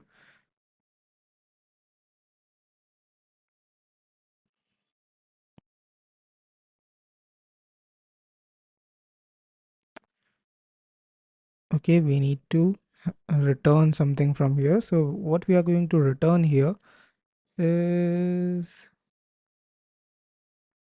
return chat context dot provider, and inside of that we'll pass in children, and this also has a value prop. So we'll pass in all the details that we want to use here. Okay, so now what we are going to do is, after this we are going to get the token. So const get token equals to use auth. Why we are getting this token is we are going to call the APIs, and for calling the APIs we need to pass our token. Remember that sync user, so that would be used there, and we need the user from use user hook from clerk, and using clerks makes things super simple. Like, I don't have to manage the entire user and the auth and everything is done automatically. Done. Now let's do some states for chat, active chat, setting the online status and order errors. So I'm just going to paste them here, and we have chats, active chat, set active chat, loading, set loading, error, set error, and online status, and set online status. That is all. And what I'm going to do is we are going to pass everything here. So we need to pass chats, active chat, then we need to pass loading, error, then online status, send message. Okay, send a message is not yet defined. And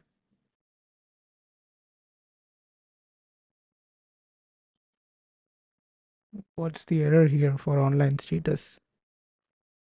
We can skip that. Like, it doesn't matter that error. Now, what we want to do is, we don't want to do the socket connection, right? First, what we can do is we can get the chat list, and when we select the chat, we get the messages. We can do that and send message here. So first step, here everything is done. I guess this file is set up perfectly. Why we set up this file first? Because we are going to use the states from context. So inside of chat listing we are going to use it here. So let's head over to chat listing, and what should we do here? So we'll get the user, we get the user here, and we also need the get token because we are going to call the API. So use clerk for get token. Oh, not use clerk. We need to have use auth hook. Done. And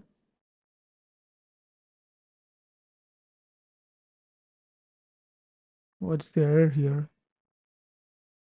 Okay, so I guess instead of chat context here, we need to import use chat, and we'll just shift this to use chat and we'll import everything that is necessary.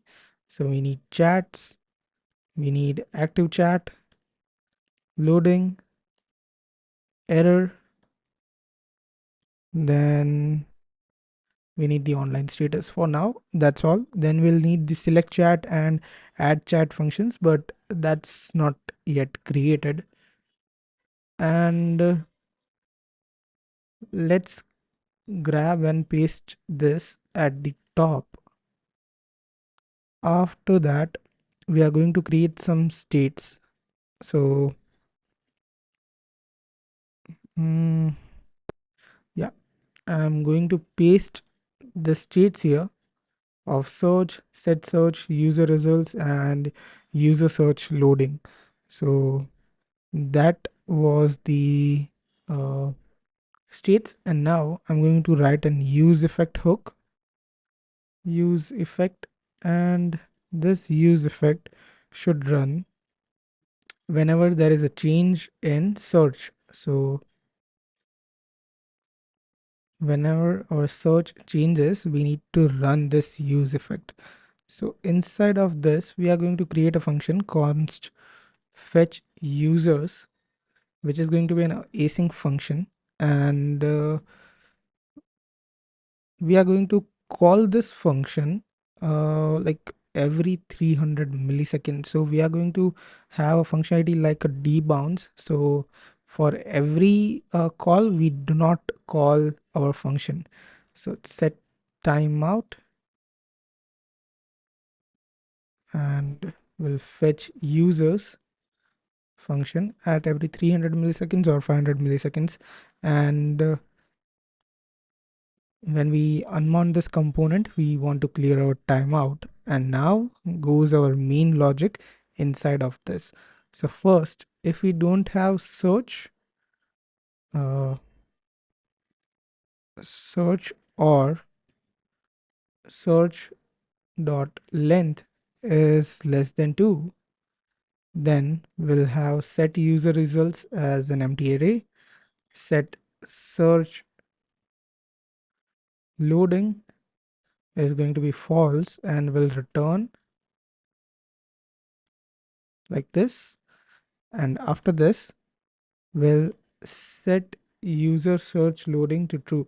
Now what we did is, if we don't have a search key search text, then we are just returning to the initial state. And now the actual work begins. So we are setting the user search loading to true. Now let's wrap our code inside try, catch, and finally.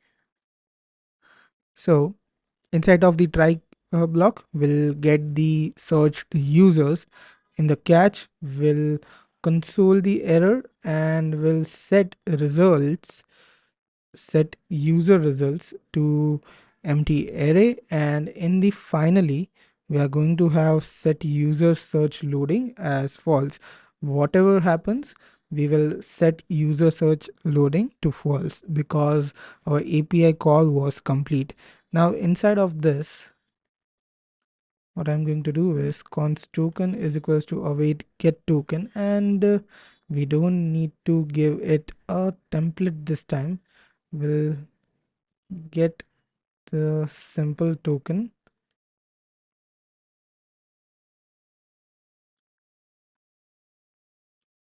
Yeah, get token, and then let's call our API. So const response is equals to await fetch API base URL. So we need to define this variable. So at the top of the file, outside of our component, I have this API base URL, which is process.env.nextPublic API URL, or our localhost 4000. And now let's use it. So API base URL, just a minute. And then slash API slash users, and we'll pass in the search param with encode URI component as search, and inside of this we are going to pass authorization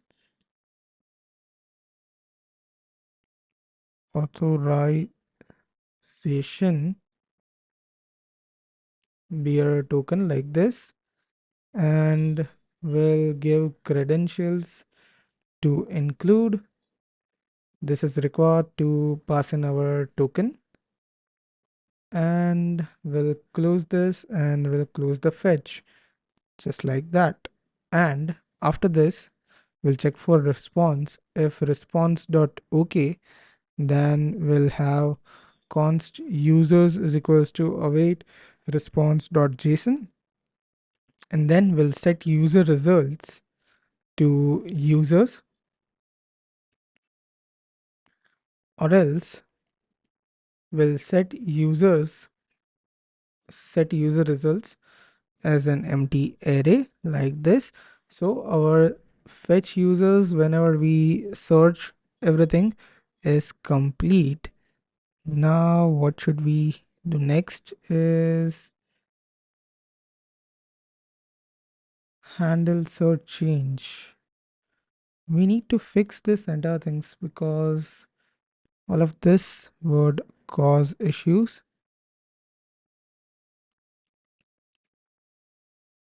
Handle search change, we can get rid of this function, and filtered chats. So for filtered chats, instead of this I'm just going to remove this, or we can do one thing.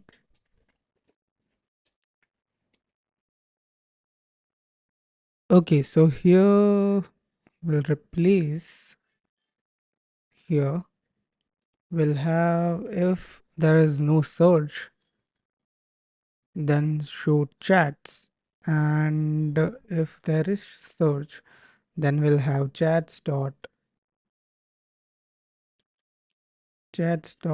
filter,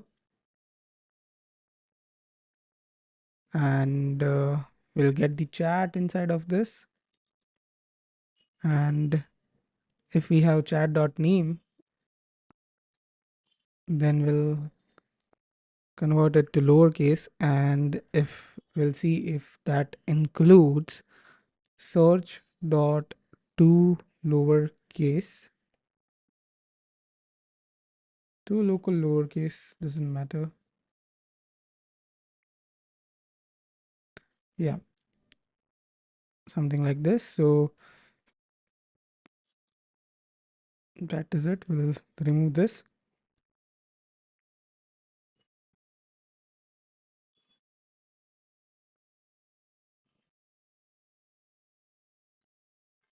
Oh, instead of this we need to have columns here. Chats.filter, chat name to lowercase, include search. Yeah. And after this, what should be done next is user image URL. Perfect. And yeah, I'll do one more thing here. I'll give this a height of 12 and width of 12. Remove this height width, give this a fill property, and give this a object cover property as well, like this. After this, what should be done is, let me check. Yeah, we need to handle this text input. So on change, instead of handle search change, we'll have e set search e dot target dot value, just like that, and the value would be search. That is it. We don't need to change anything else.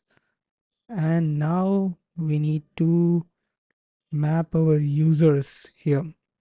So what should we do here is, just give me a minute.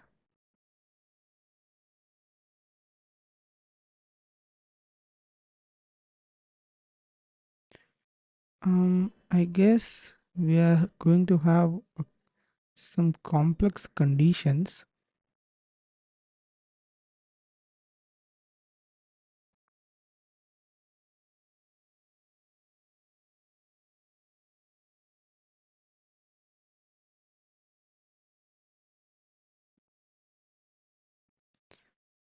Yeah, let's do it. So in here, if we have search and then search dot length is less than equal to 2, then we'll do this, or else we'll have this filtered chats.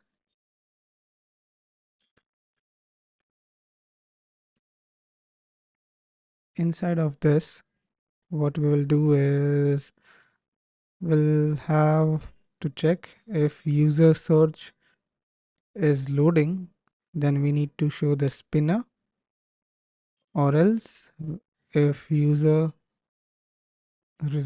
dot length. Let me do one thing. I'm going to just copy paste the code here because it's a template. And yeah, I'll show you everything from simple bar. Now, if we do have search, then if the use search is being like, if it's searching, then we want to use the user search loading with the spinner. We need to import the spinner as well. And if user length equals to 0, then we'll have no users found, and then we'll have this user results map. So whatever user results we have, and whenever we click on that user, we need to create a chat if there's not a chat, and open that chat. So we are doing that, and we're just showing the user. Now if it's still loading, then we are showing loading chats. If it's an error, we are showing error.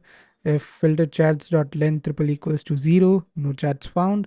Now the filter chats, which would be our chat, and that is all.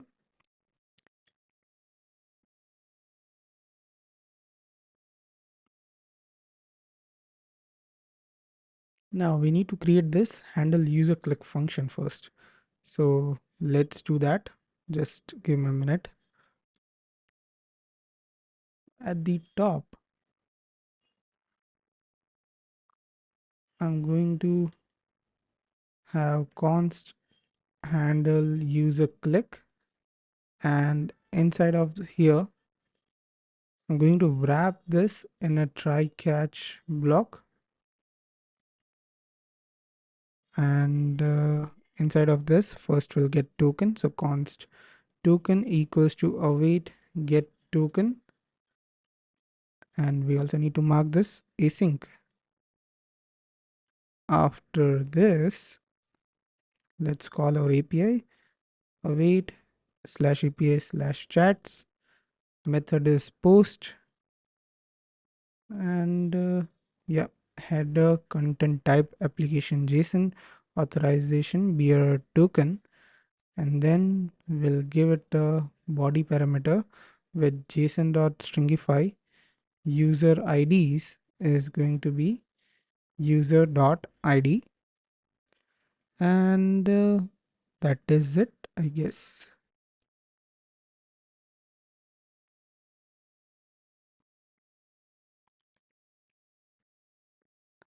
After this, if response.ok, then const new chat equals to await response.json, and we'll select chat as the new chat and set search, then set user results as empty, and we'll add the chat and pass the new chat here. So this is going to be add chat. So we need to have this select chat and add chat function in our context, and if there's an error, then we are just going to alert that could not start chat, please try again. And in this also, if there's an error, could not start chat, please try again. And now what else? If we head over to UI, we do have several issues. So select chat, use context. Select chat.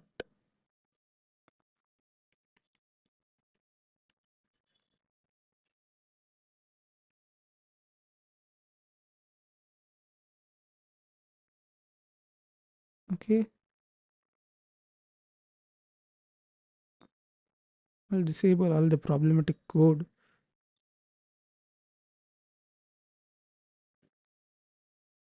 That should not be an issue. I guess let's restart the server, and I'm also going to remove the dot next because we had some massive changes. Let's see if it works now.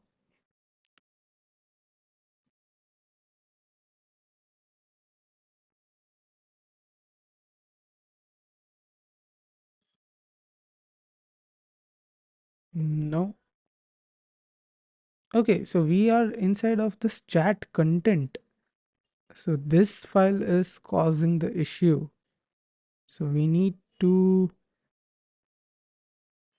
replace this with use chat, remove the use context from here, and that would solve the issue. And now we have inside chat inside sidebar.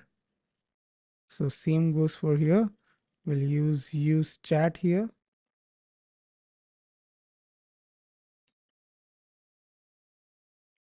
Selected chat. So for that, I guess we have active chat, and we'll replace this with active chat.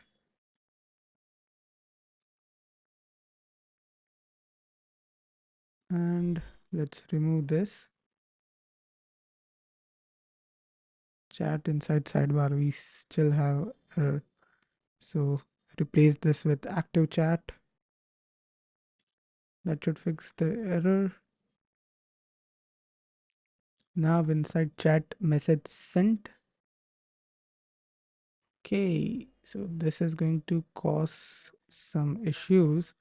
So we don't have this. So instead of selected chat, we have active chat, and use chat hook. Remove this, and let's reload. It is working, and here it's showing loading chats. So let's see. Did we hit any API call? If I head over to network,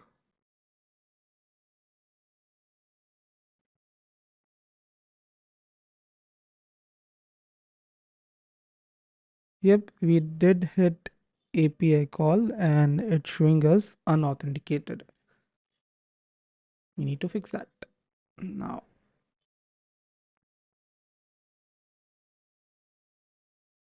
Okay, so let me search it again.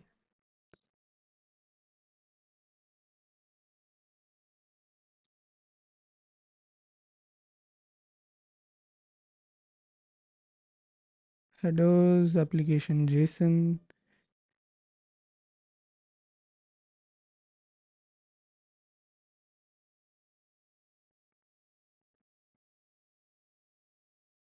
It's showing us signed out. Why is that? Let's sign out and sign in again.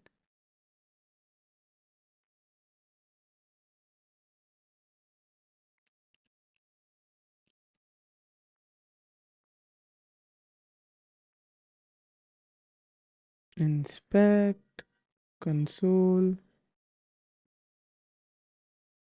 not console, let's head over to network, and it's still causing issue, and it's still getting unauthenticated. So we are calling this API slash users. So let's search it inside chat listing. API slash users authorization.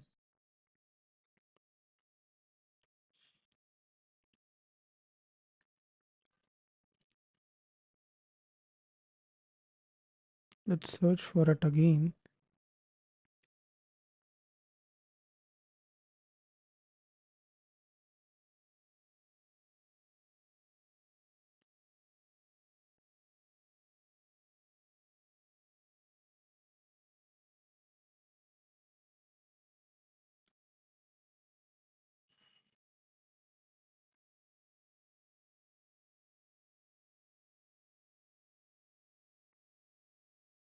Give me a few minutes. I'll just check what the issue is. Okay, so I fixed the issue. The issue was super simple. It was just my environment variables, the keys were different than I had to use. So that's an issue, but still, there's an issue now. If we search users, then we get error Prisma is not defined. So let's see what the error is here.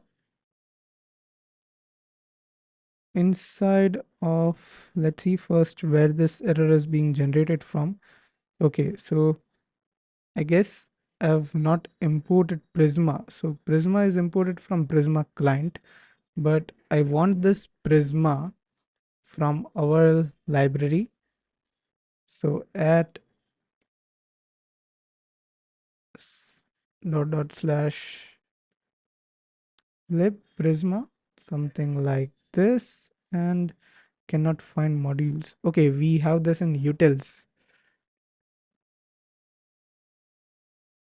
And let's test it now.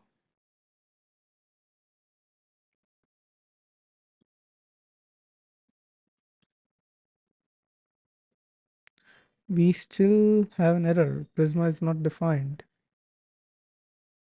Guess this time it's referring to this Prisma. So many errors.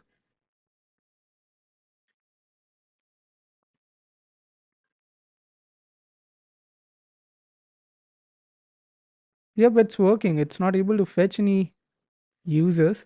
So it's working. Let me create a new user now.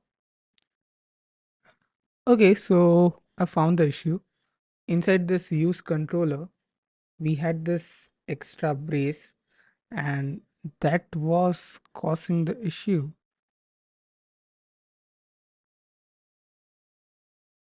Uh, there should be something like this. Just a minute. Okay, so we need to wrap this like this and wrap this like this. That is it, and I guess now it should work. I have written all these consoles. Let me remove them, and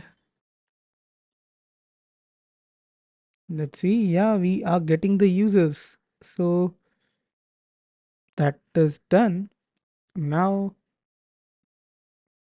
okay, you didn't know the issue, right? I stopped the recording. So it was not getting the users. I created another user, but it was not able to get the user. So the issue was inside the user controller file. We just have to adjust the braces. That's all. And now for the chats not being loaded here, what would be the reason? I need to see this. So let's head over to here. And yeah, I remember it inside of chat listing. Do you remember this on handle chat, not chat select, but handle search? We need to have this function for user results. So let's modify all of those. Okay, so there's a small issue here. If I search anything, I'm not able to see the results. So for that, I made a blunder. In the use effect of searching the users, in here, I don't have to write not here. If response.ok, then we need to search set the users. So yeah, it's here. Now on click of this, what I want to do is I want to create a new chat. So for that, we also need to create a chat API. So let's first do the chat API as well, and we also need to set up our Prisma schema. So let's do that as well. So while I'm here, I'm just going to copy paste all the chat related stuff. So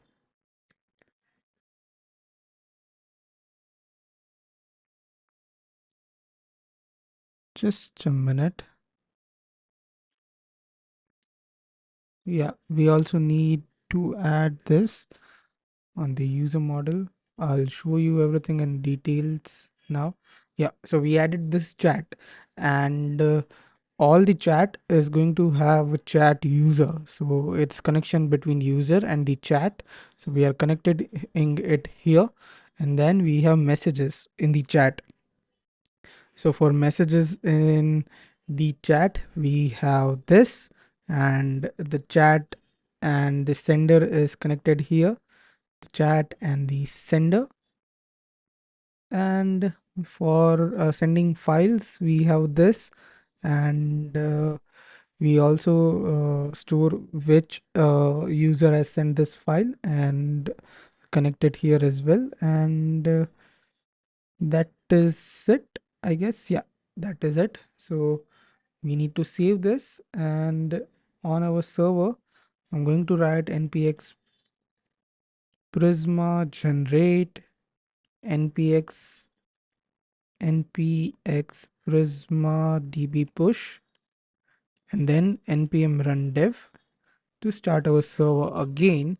And now let's add a controller in the server, which is going to be chat controller. So here chat controller.ts, and inside of here I want to create a create chat function.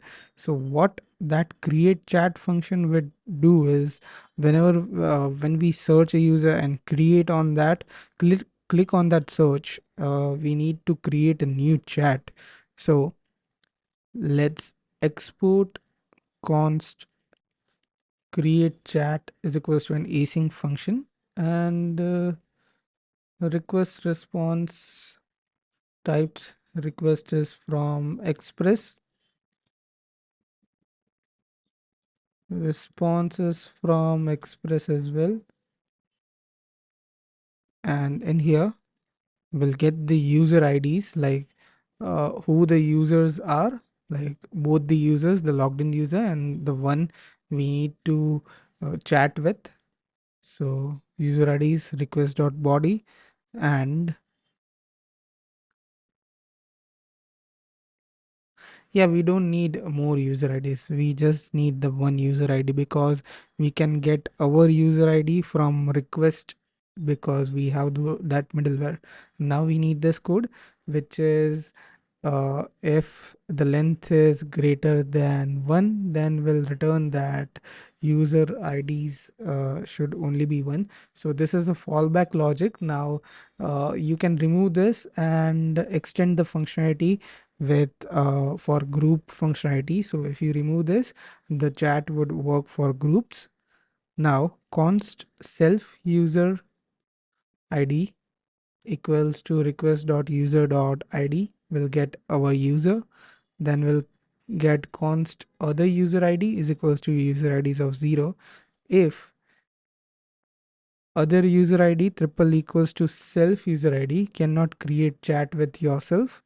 And then const participants equals to self user ID and other user ID dot sort.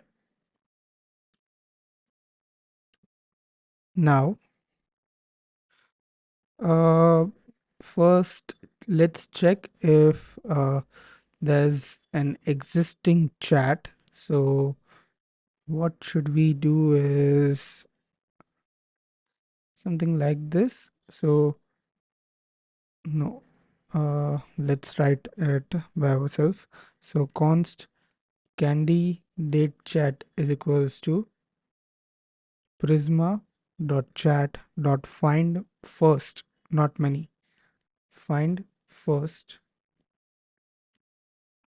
And let's import Prisma as well. So I'm going to head over to user controller and I'm going to copy this Prisma import, paste it, and one more thing that I want to do is let's write ts no check here, and inside of this find first where uh, chat users will check every user with user ID in participants, and then will include chat users with include user as true, then messages will have order by created descending and take one if we do have it, and then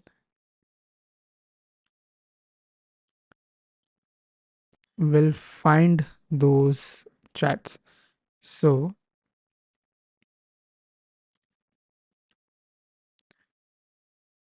if we do find it, then we are just returning those in here and we are storing it in found. And what we'll do is if we find it, then we are going to have other user and return that chat here with all the required details. Or else what we'll be doing is we are going to create a new chat. So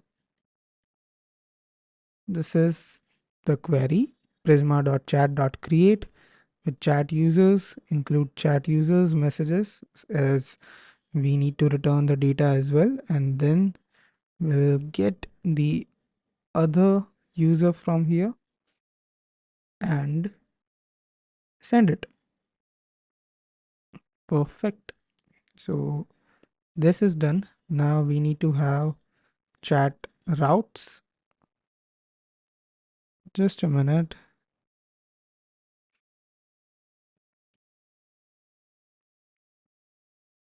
Yeah, inside of this, I'm going to have chat.ts and I'll grab everything from here, from the user, paste it here, change this user's route. First, this is going to be post. This is not search users. This is going to be chats, and this is going to be create chat, not this create chat. And we don't need the list users. We need to sync the user. That is it. And now we'll also have another route. Let's copy this, paste it, and this is for route dot get slash chats, and this is going to be for get chats to get the all chats when the uh, components loads. So we need to create this as well. So just a minute.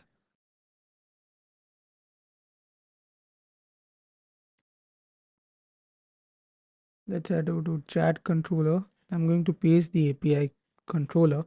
So we have this get chats, and in here we have this chat users. So we are getting the chat users with the request.user.id. So whosoever user is logged in, we need all the chats of that user, and we only need to fetch one-on-one chat. So this is fallback code for groups. So if you want to do group functionality, then remove this function and put it done. Then we are sorting the chats with the timestamp, and we are just returning the chats. That is it. And one more thing that we are going to do here is we are going to have one more API of getting the messages. So we have this get chat messages, we'll get the chat ID, and we'll get all the messages of it and return the messages. Now we also need to have the API for that. So I'll paste it here as well. So first we'll grab this create chat. We'll grab this get chats and get chat messages. Okay, so this is the chats route with the chat ID, and we need the messages, and we have get chat messages. Now we need to register this in app.ts. So import chat routes from routes chat, and then we are going to use app.use slash chat routes, and this should be API, not, yeah, perfect. So this is done, and let's save this file as well, and our API is done. Now let's do the front end logic. Okay, so now let's head over to the, which file I want to, yeah, I want to head over to chat context, and in here let's create the functions that we are going to use. So first let's create a refresh chats function, and this is going to be used whenever we are loading our component, and it will fetch all the chats. So set loading true, then wrap this in a try catch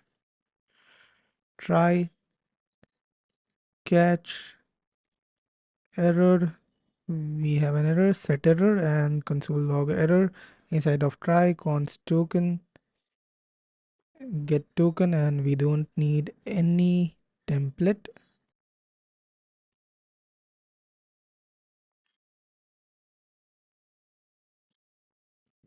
like this, and const data is equals to await fetch, and what should we do? Let's head over to our chat listing. We have already written this. I'm going to utilize this, and API base URL. We also need this API base URL from here, and let's paste that over here, and the route would be API chats, and the type would be get, so we don't need to mention that, and we can remove this part from here.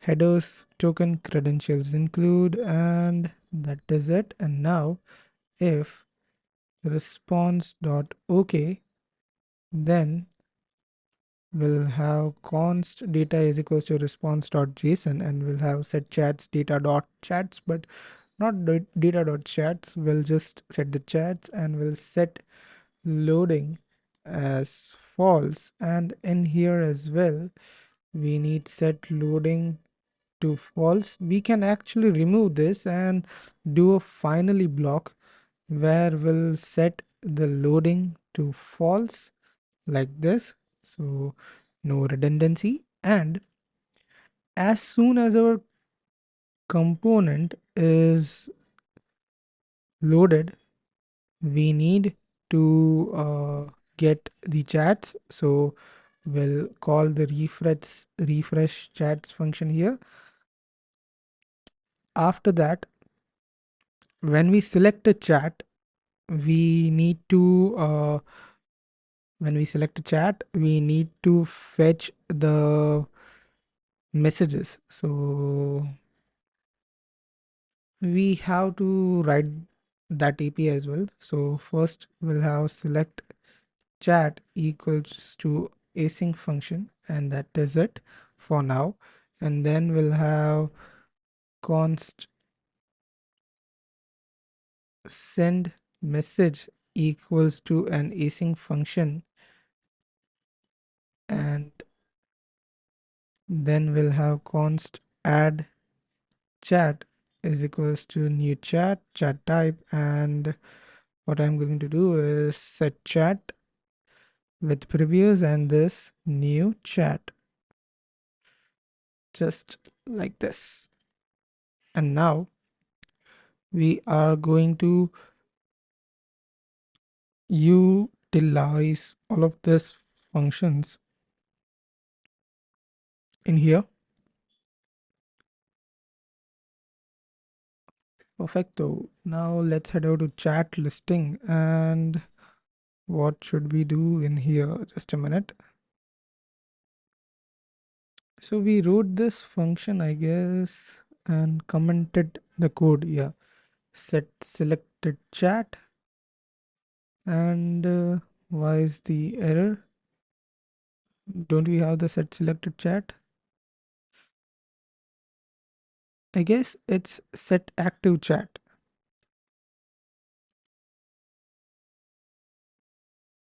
Just a minute. Let me check what function we were referring to. Was handle chat select. Okay, so in handle chat select, we'll remove all of this and we'll just have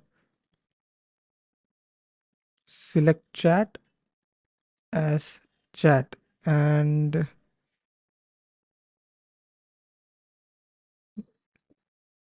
we already created that function over here. No, yeah, we already did select chat. So inside of here, let's fetch all of that functions, select chat, then add chat. I guess that is all we need for now.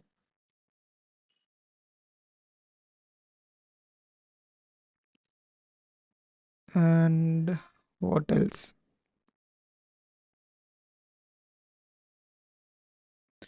Then we might have handle user click. So handle user click and select chat, add chat. That is it. And let's try to refresh the page, and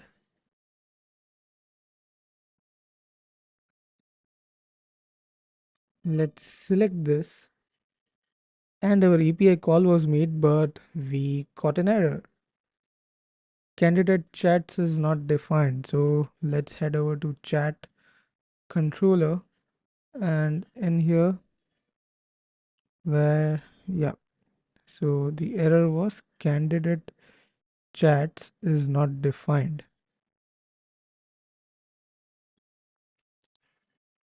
Candidate chat. Okay, so this is candidate chat and this is candidate chat. So we just needed to remove that S. Let's select this again, and now we have a different error. Cannot read properties of null of reading find. So yeah, so I guess this is the find. Do we have it here? It's on line 34. So I guess candidate chat is not found.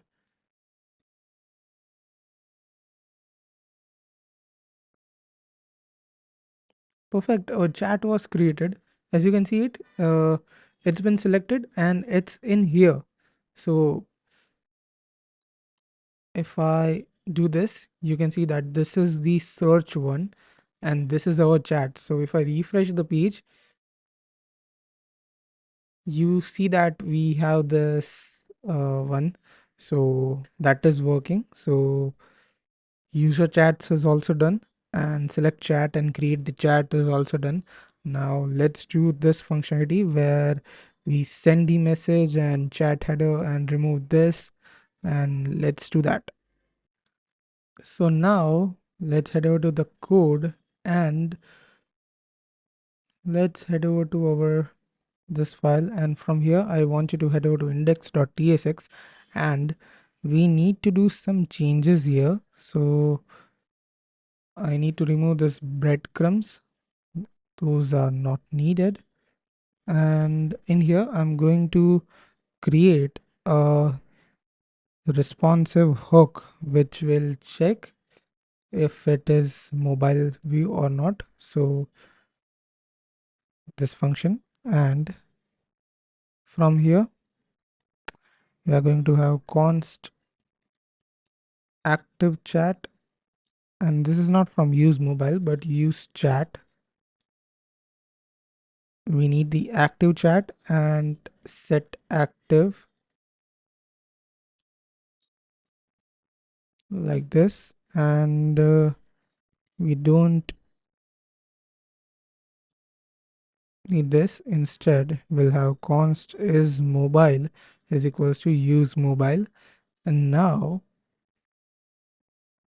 in this, after this, we'll remove this box, and instead of that we'll have, okay, so I guess we need that card box, but we need a new div wrapping around this. So div with a class name of flex height full and minimum height of 500 pixels.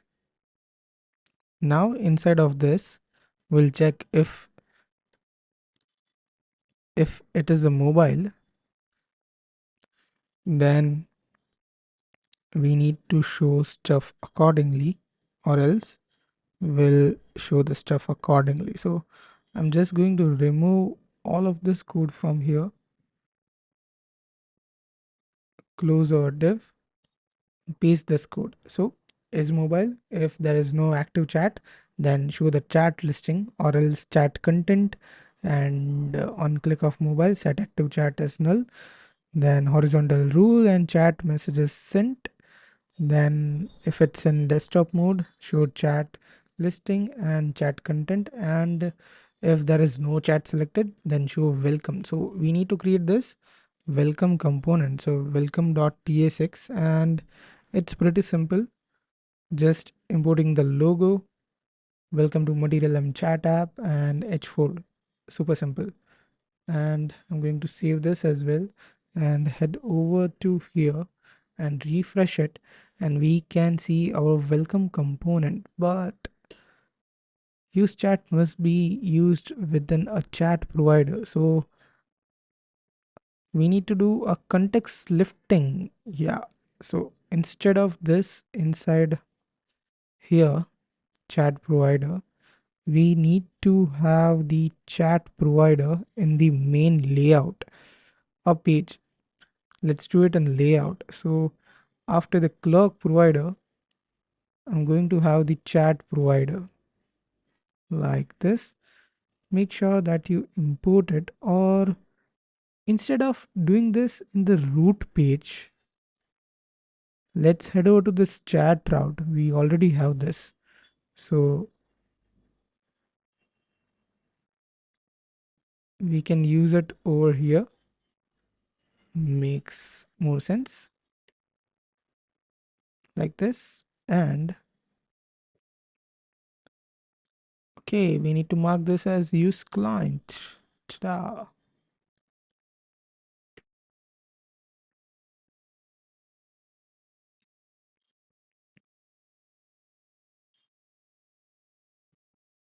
Okay, welcome is not defined. We need to grab it inside of our index.tsx. Let import welcome, and fingers crossed. Yeah, it's here. Now, as soon as we select a chat, this should not be available. Okay, selection of chat is not working. So we need to fix that. So selection of chat, where should be the issue? So let's head over to the chat context first. And do we had, yeah, we do have a select chat, but we have not written anything here. So that was the culprit.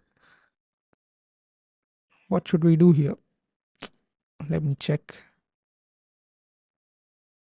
Okay, we need to make an API call to get the messages, but we don't have the messages.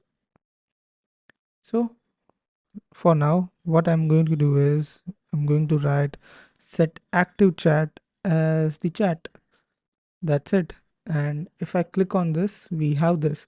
Now let's update all of this, and let's head over to the chat listing, and we need to head over to the chat content. From here, first I need to get rid of that sidebar. I don't need that. So where's the sidebar? Yeah, here is the sidebar. Is it gone? It's gone, but yeah, we don't need this. Is right side entire thing. You can go. But this layout is still here, so we need to find a border right class, or what should be border LD? Do you think? No. Should we remove it? Yeah, that's gone because it's for the right side. So border is gone, and I guess we need to give it the width as well. So let's give this a width of full as well for now. And in here we do have the use chat, right? So we have the selected chat, but from here we have the active chat, not selected chat. So change this to active chat. And what should we do next is, just give me a moment. After active chat, so we'll have active chat dot thumb.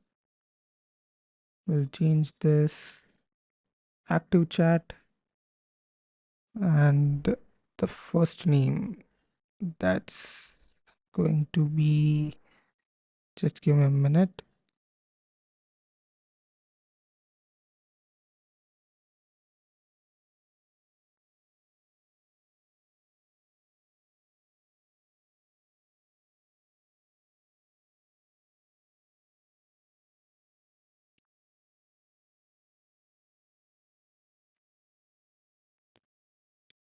Let's have this active chat, and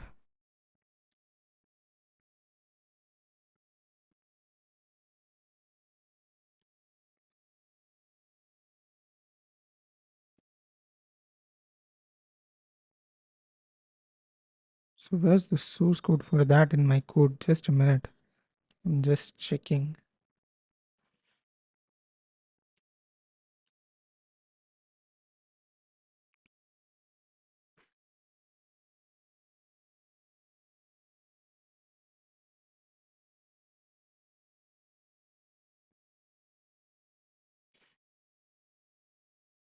Okay, so we have this h5 active chat dot name. This is perfect, and we can silence this for now.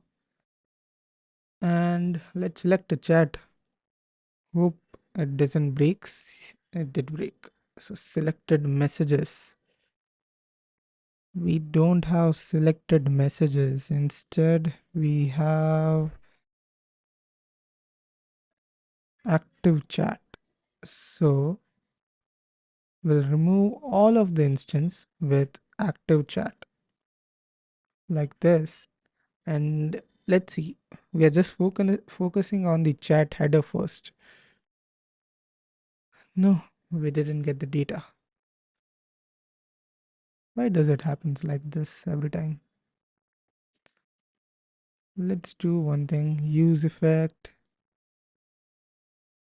As soon as the active chat is changed, console log active chat, so we can see it. Select on this.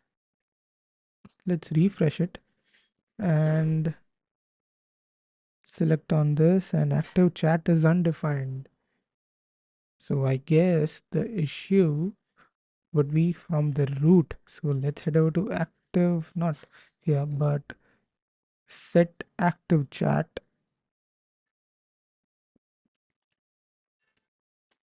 We have this set active chat, and we have this select chat. So let's console.log the select chat here, and let's refresh the page.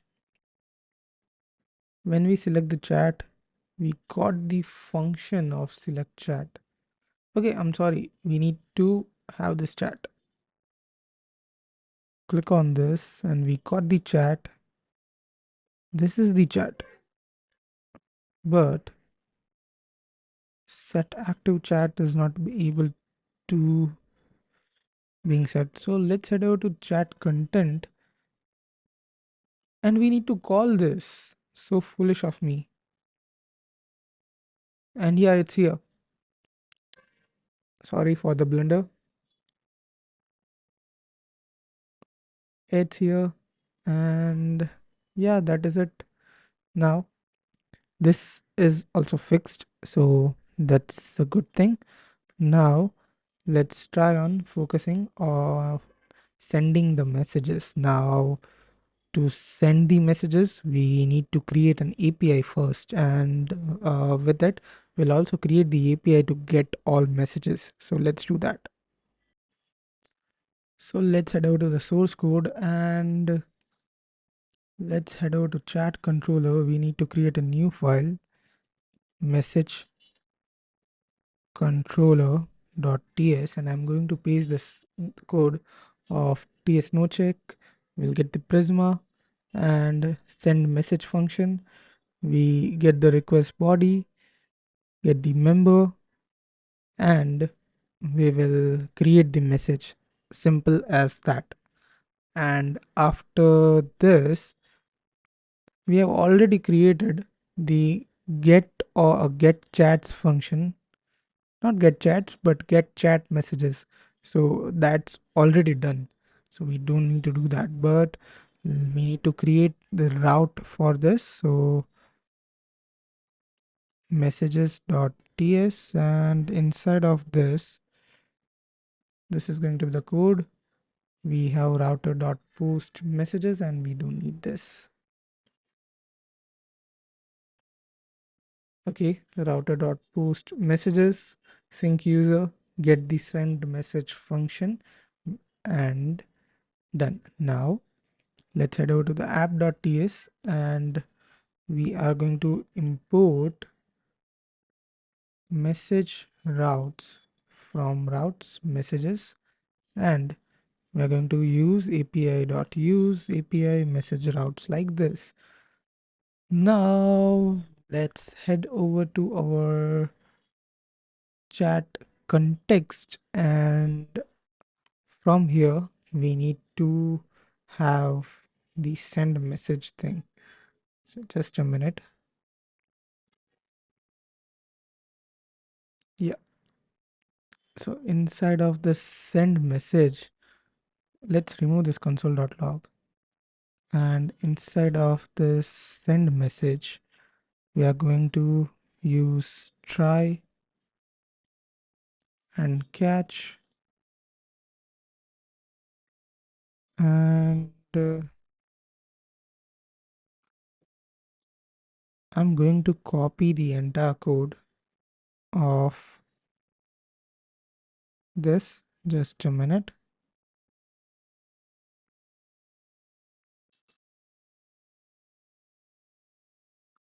Okay, so let me explain. Send message, we'll get the chat ID and the message, we'll get the token, and instead of this fetcher, we'll have await fetch, and this should be converted. Just a minute, I'll convert it. Okay, so data is equals to await fetch, API messages, method post, application JSON, token, stringify the chat ID and message, credentials include, data.ok, if data.ok is not there, fail to send message, and data.json, send message. Now, update active chat. So whenever we send a message, then the active chat should be updated, like the last message should be there, and we would also need to update the chat list. So like I'm sending a message to the third user in my chat list. And when I send a message to that user, then that user in the chat list should be at the top. So this is for that. And this is socket event. So for now, I'm just going to comment this because we don't have the sockets. We'll uncomment that afterwards. That was that. And when we select the chat, now we need to fetch the data. So I'm also going to grab that code and let me convert this.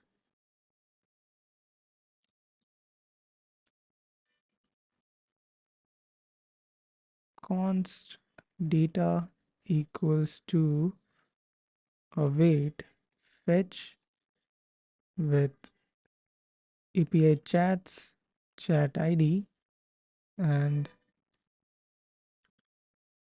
slash messages, and the type is get. So authorizations header include, that is that. And now we'll have const messages data.json. And yeah, if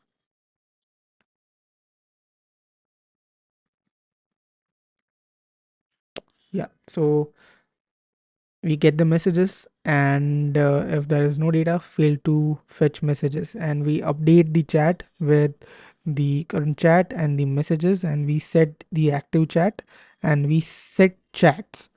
So that is done. And now what should be done is we need to integrate this send message in our chat message sent. So let's head over to chat message sent here, and in here we already have the send message. So in here on chat message submit, we have event prevent default message chat, and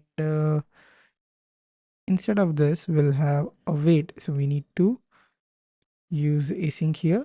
Async send message will have active chat.id, and instead of just this message trim, we'll have type text and content as message.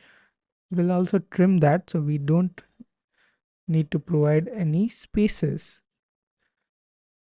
That is all. Then we have set message as an empty message, and then we'll have input ref dot current. Okay, we need to have input ref. So we'll do that afterwards. And let's try to do our magic. So fail to refresh chats. What did happen? So inside of network, let's see.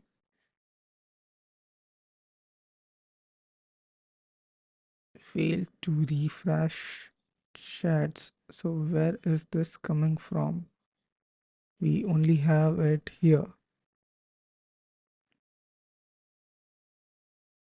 Okay, so the API call was made, right?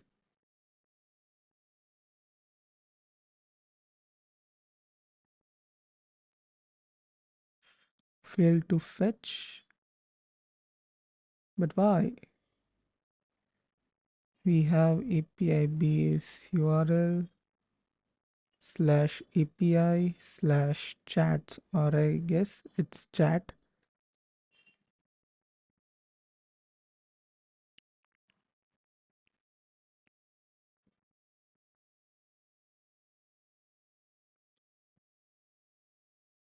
Let's head over to our app.ts, and we have API chat routes, we have chats. So that's correct.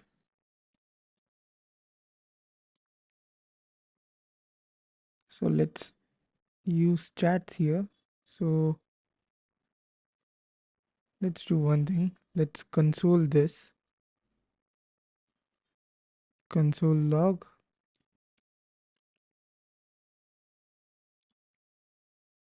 Refresh it and let's see our console. Connection refused. So yeah, the error is inside the server. And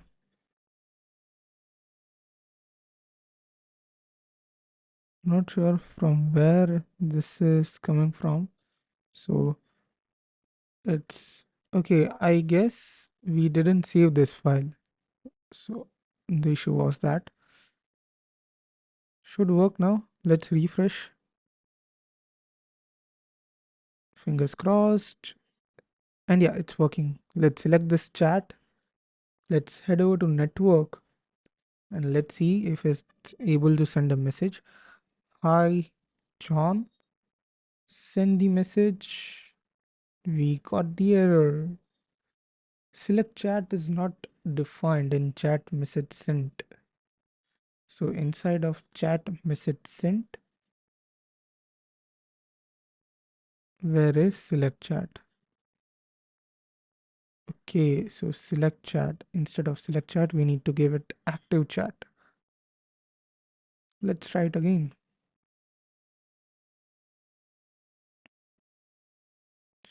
Click on this. Hi, John. The message was sent inside of network.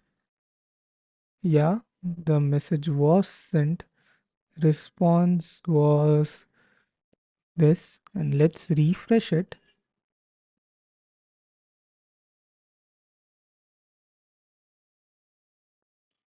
Yeah, we do have it, but we don't have the message here. So we need to fix it.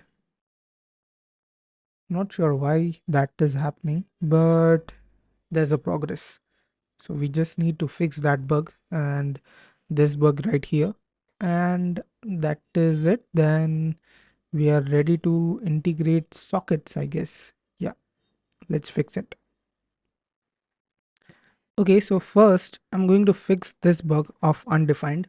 So for that, I want you to head over to chat listing file, and in here we need to create a function of const get details. So get details. Have we already created that? Just a minute.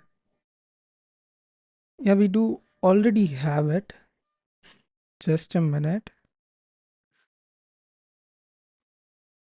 Get details, and I guess this one needs to be modified. Yes, it does. So let's remove all of this code in here. Let's name this to chat, and for now let's give it an any.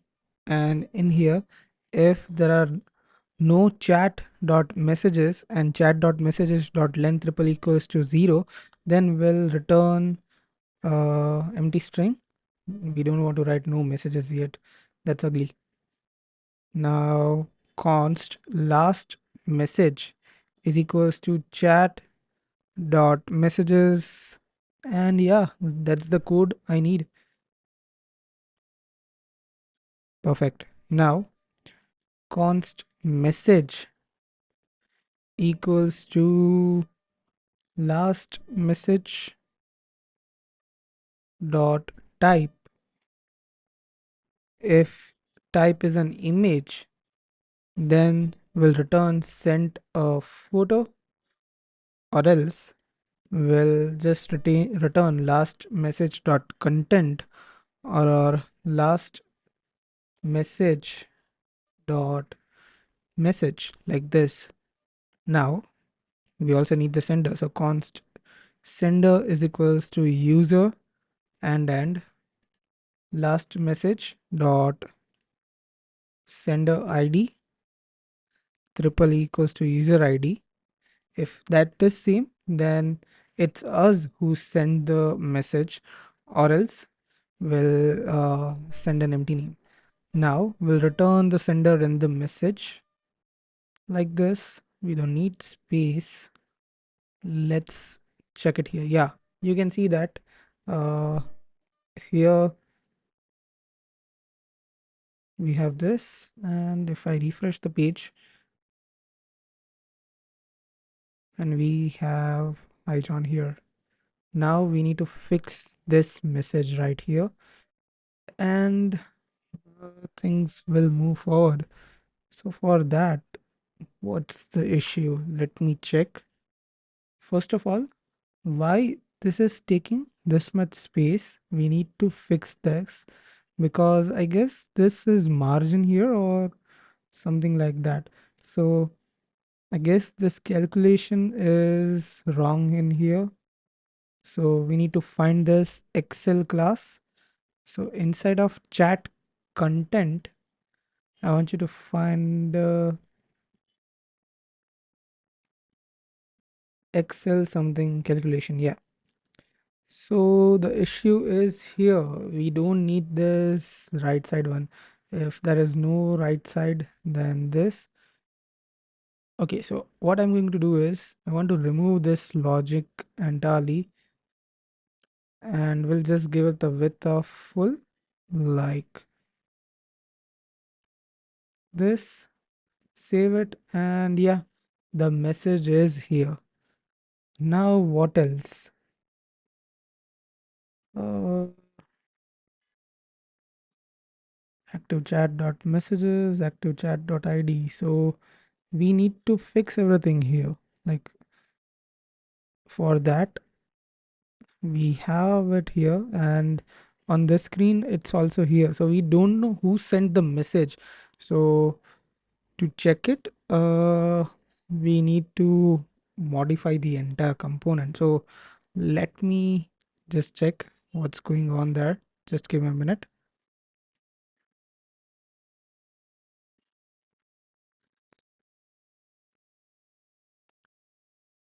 Chat content starts from here. Padding 5. If we do have an active chat, then this, the button, and I guess this is the upper bar. So we don't need to check this, and we should start from here. Is right side only. So from here, what else should be done?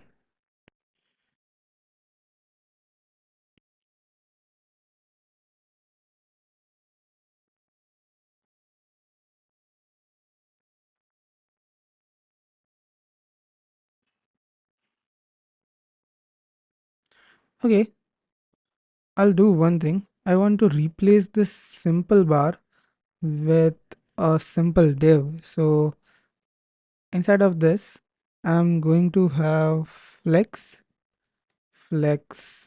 call, then height is going to be full, then hide scroll bar, a class like this will modify that, add that class name, and then I need to have overflow y of scroll like this, and we'll replace this simple bar with a div at both the places. Let's save it. Let's head here, and I'm going to refresh the page.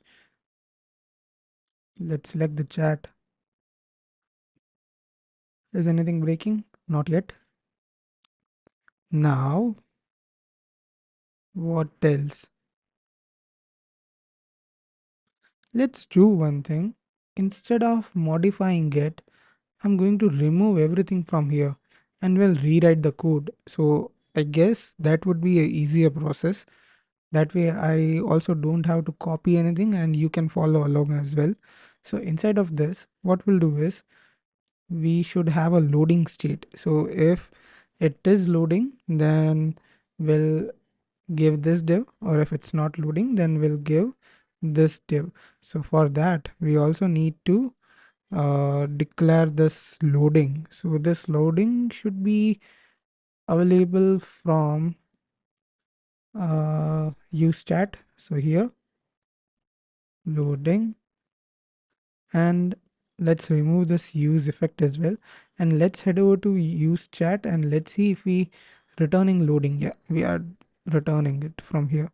So we have used this loading, and what else? Okay, yeah, if it's loading, then we'll give a div with a class name of padding of 10, text center, and text muted with foreground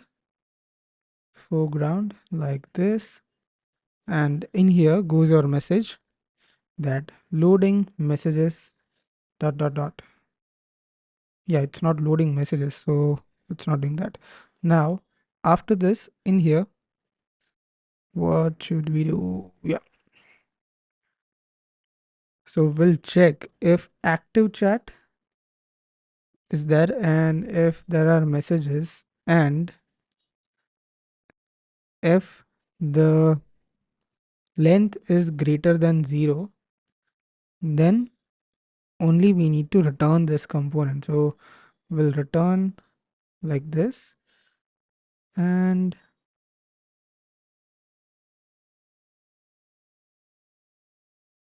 what's the issue here? Okay, well, we'll return empty like this, and this should be outside of this like this. Okay, yeah. So inside of this, we should map the messages and everything. So I'm going to use active chat dot, and yeah, it should be like this: active chat dot messages dot map. We'll get the message, and we'll just get the message, and we'll have const self id equals to user dot id. I guess we also need the user from Clerk, so we should also do that. So for getting the user, at the top we are going to have const user is equals to use user from Clerk like this. And in here, just a minute, yeah, we got our user id. Then const is self, so we'll check if the message is sent by us. So message dot sender dot clerk id triple equals to self id, or message dot sender id triple equals to self id. So we know that if it's sent by us. So now if sender is self, then we'll return an object with name from our user object. So user dot first name plus,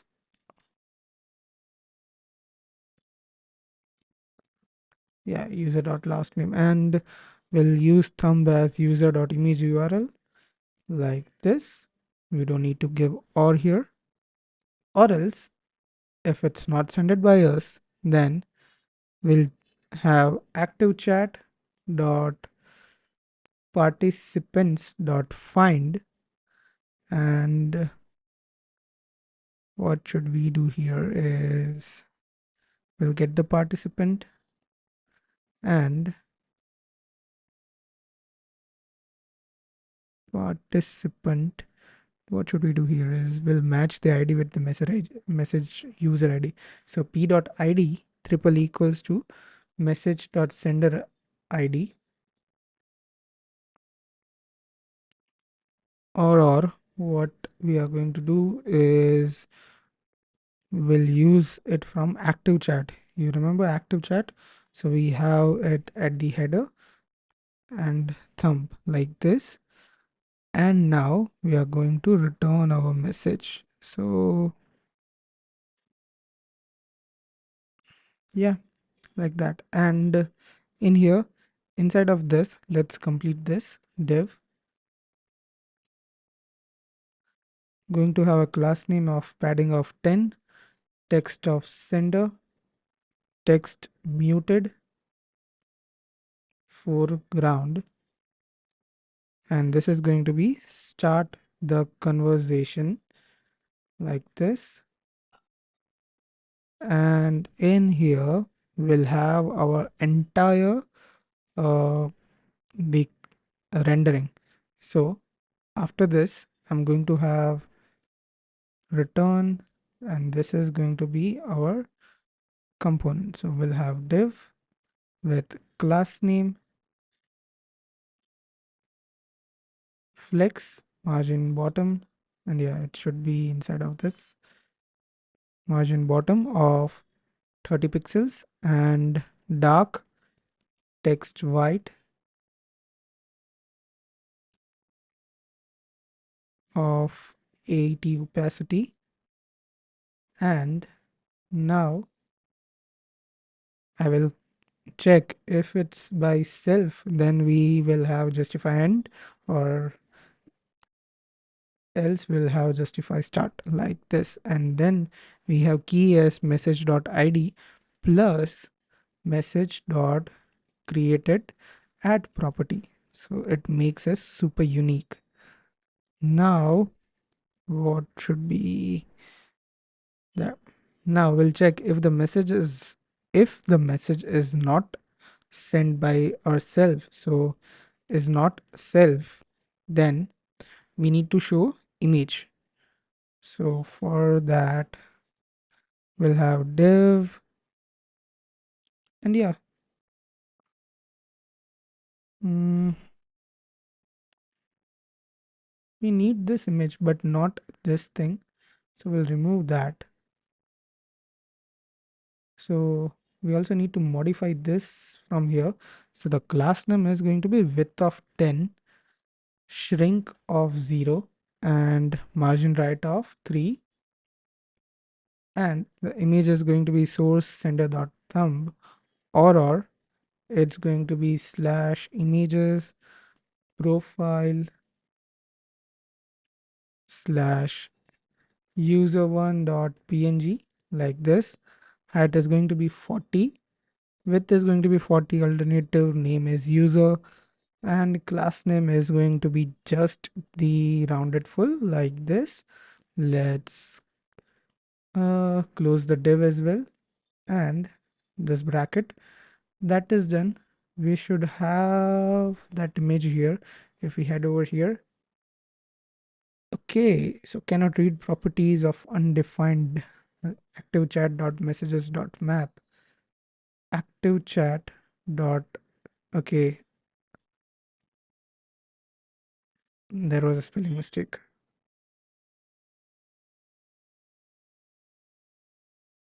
Yeah, this is here, but it's not able to load the image, so not sure why. So we have sender dot thumb, and sender dot thumb, this should be here, active chat dot name and active chat dot thumb, and then here active chat thumb is here.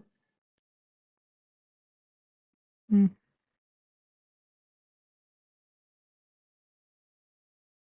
yeah, we can do one more thing. Instead of this, we'll have active chat dot thumb, and yeah, it's here. Perfect.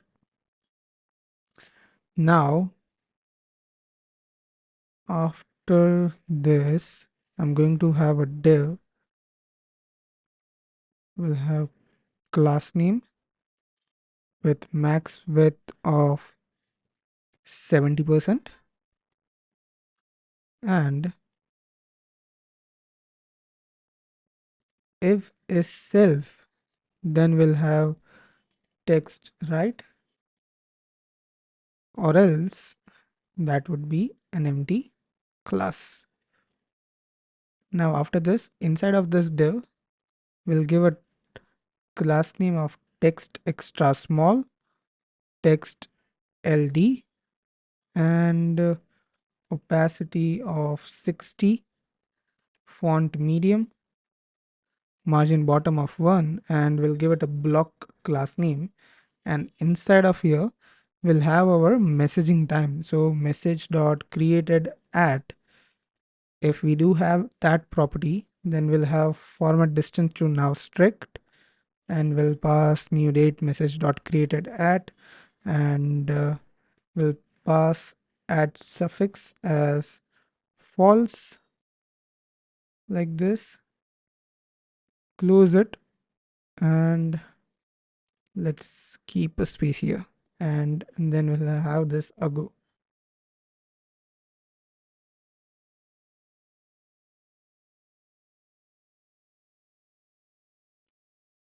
This should be like this.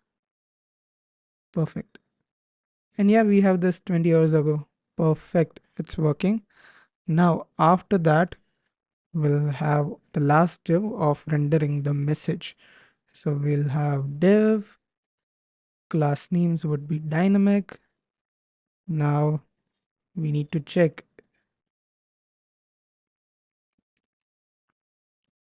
if it's self, then bg light info would be the background color, and for dark we'll have bg light info as well.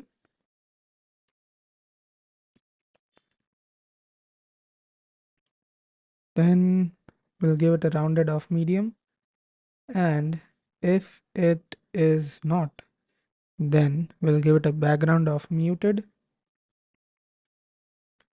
dark background muted as well, and a rounded medium, and we'll give it a padding of 2. Now inside of this, we'll use our function of render file content, and we'll pass in the message. Now for this, what we'll be doing is we'll create a function that will return the component. If it's a image, then it will return the message container like that, or if it's in text, it'll just return the content like that. So that is that. And what should be next is after uh, this, yeah, after this we'll have another div. This is going to be a self-closing div, and we'll have ref here of bottom ref. So as soon as the chat loads or we send a new message, we need to scroll down at the bottom. So for that, we need to create a ref. So let's you create that ref and that function as well.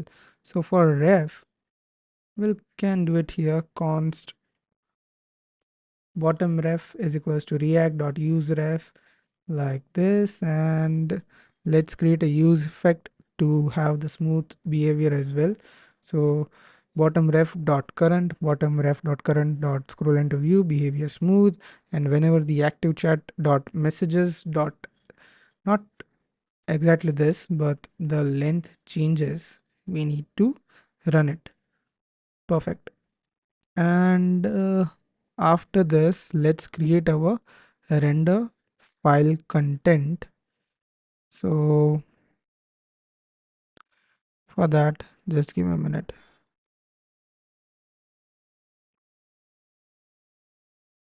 Okay, let's get rid of this, and I'm going to paste it here. So we have this render file content, and we'll check if it's an image, it's in file, or if it's a file, then we'll get the file URL, and then we'll get the file name. And if it's an image, then we'll just return the image in the container, and if it's in file, we'll return an icon with the file name. And if it's an default text, then we'll return the message.text. Just simple that. And now if I click here, we have the message, hi John, and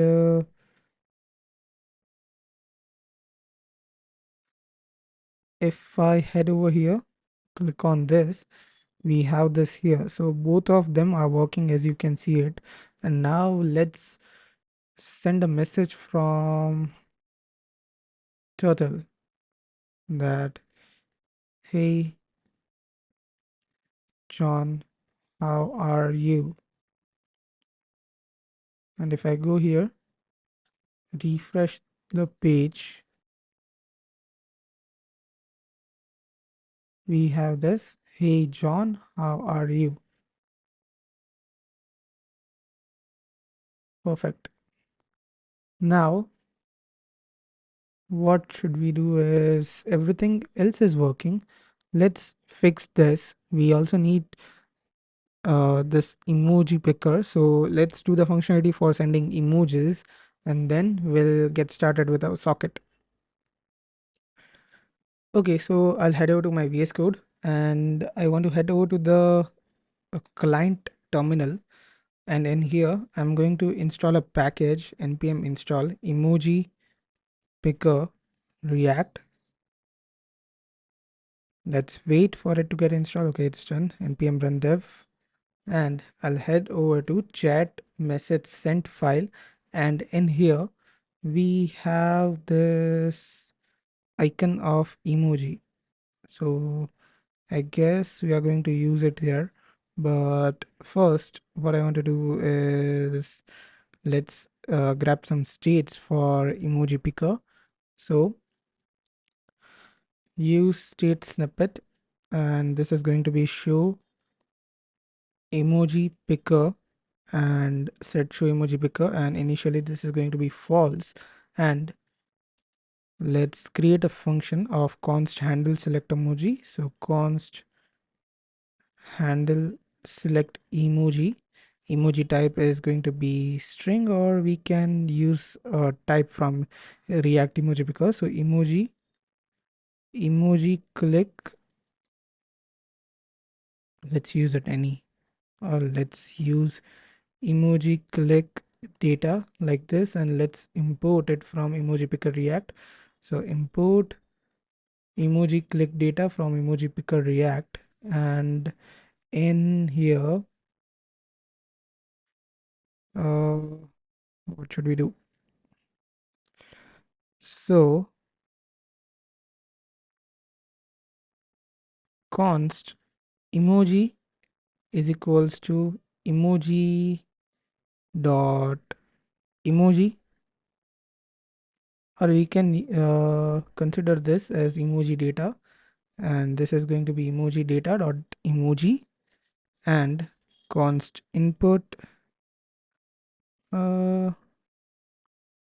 no, we should not do that. We'll just have sent set message as previous plus previous dot emoji, and then we'll have set show emoji picker as false. So we'll just append the message, and in here instead of this icon, or else we should have this icon, but we should introduce an on click onto this div.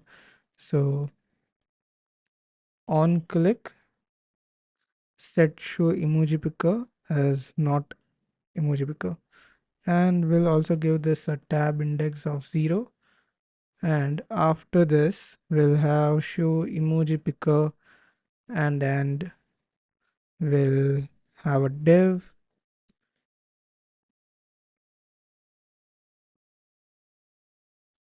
with a class name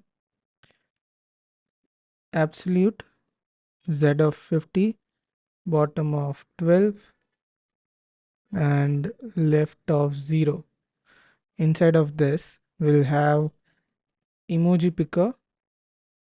Make sure that you import it from emoji picker react, and on emoji click we have this handle select emoji. No, we don't want to disable this, but we'll have search disabled as false, so we are able to search, and theme is going to be light, then emoji style is going to be native, and the width is going to be 320. We'll remove this, or we can have this native.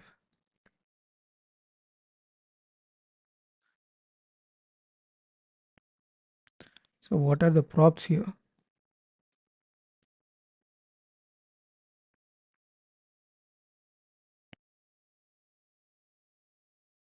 Let's remove theme here and let's see if it does work. Let's remove the native as well, and let's head over here, click on this. I need to refresh it because we restarted our server. Let's wait. Let's click on this and we have our emoji picker. Perfect. So its positions are not perfect. So for that, we have this div right here, and let's give a class name of relative here. So that should work. Yeah, it's here now. So that is working. Now let's send some emojis, and yeah, we are here. And if I go to here, refresh the page, let's see if we do get the emojis. Yeah, we do get it. So that is also done. Our emojis are working. And now the only thing left is to integrate the sockets. So let's start with the socket integration. Okay, so now let's head over to my code base, and I want you to head over to server.ts file. And in here, after we create the server, then let's create const io equals to new socket io server. And for that, we would need server of socket. So we'll import something like this. Import server is socket io server from socket.io. And in here we have socket io dot socket io server. We'll pass in our server, and then we'll also clear up the course. So origin is equals to frontend URL from process.env or localhost 3000, and then we'll have credentials as true, like this. Just a minute.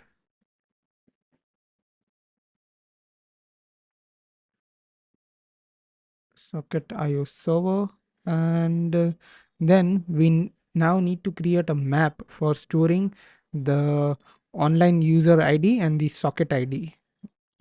So const online user is not going to be a string of array, but we are going to have new map of string like this. Perfect. And now io dot connection. Let's keep everything.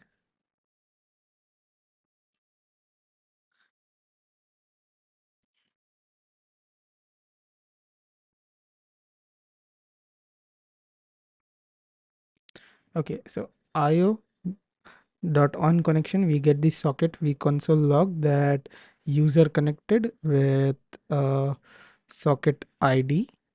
And what should we do next is we'll send an event of user online. So user online, wherein we have online users dot set the user ID and the socket ID, and then we'll have, we don't need to do socket dot join. And what else? We'll just, you have io dot emit user status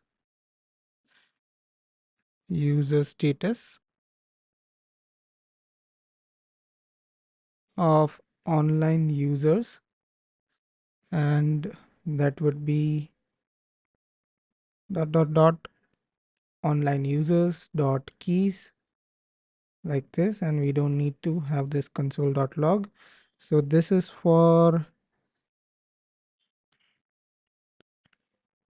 the user online. So this is for login event. And then we'll have for sending the message. So socket dot on send message, we get the data, and in here we'll get the toSocket ID. So toSocket ID is equals to online users dot get data dot toUser ID, and then if there is a toSocket ID, then we send it. So io dot toSocket ID dot emit. This is going to be new message, and the data is going to be the data. So we don't need to manipulate anything, just like this. And our socket setup is complete from the server, I guess. Not sure, but it should be. And now we need to do this on chat context. So I'm going to open up my server, and in here we need to install npm install socket io client. So just a minute, I need to see the exact package name. So socket.io slash client is the exact package name. It's install. Let's start our server, head over to server, and this is for just logging.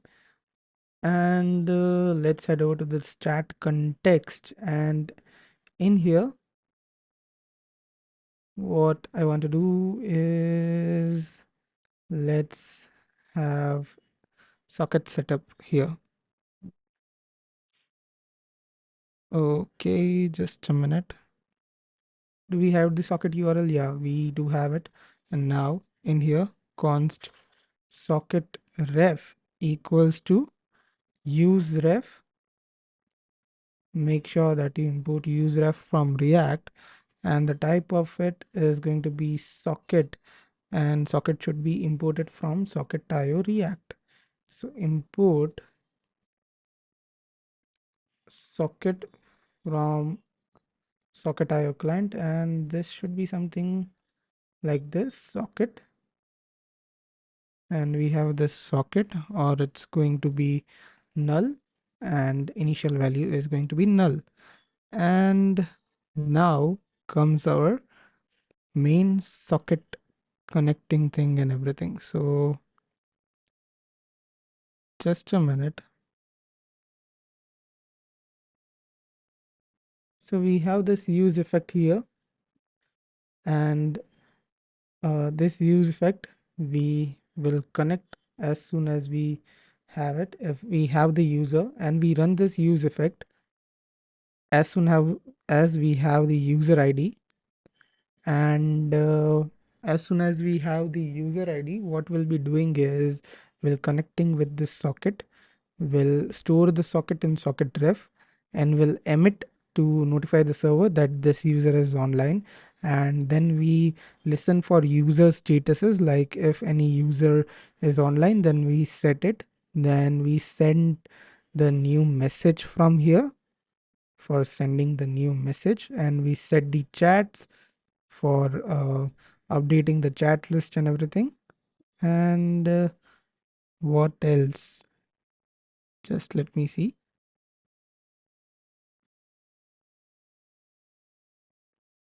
Yeah, then we have this connect. So we have socket connected successfully. On disconnect, we have socket disconnected. And if there is an error, then socket connection error. And when we uh, unmount this, then we will have the socket emit of logout. So for that, we also need to write an event in server.ts for logout. So for logout, this would be the thing. The socket on logout will get the user ID from entries, and if there is user ID, then we delete it and we send the new user status of the new users. So that is that. And remember that in index.tsx, I disabled this code of this. Yeah.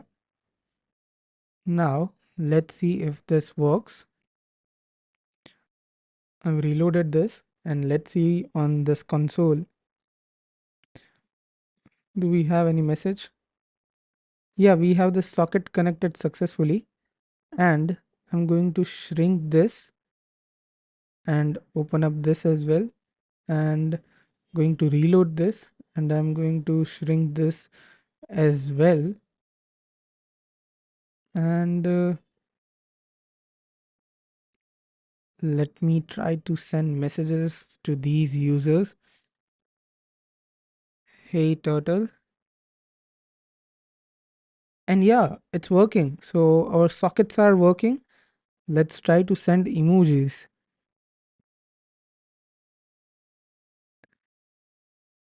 Okay, so there was error in emoji. Failed to send message.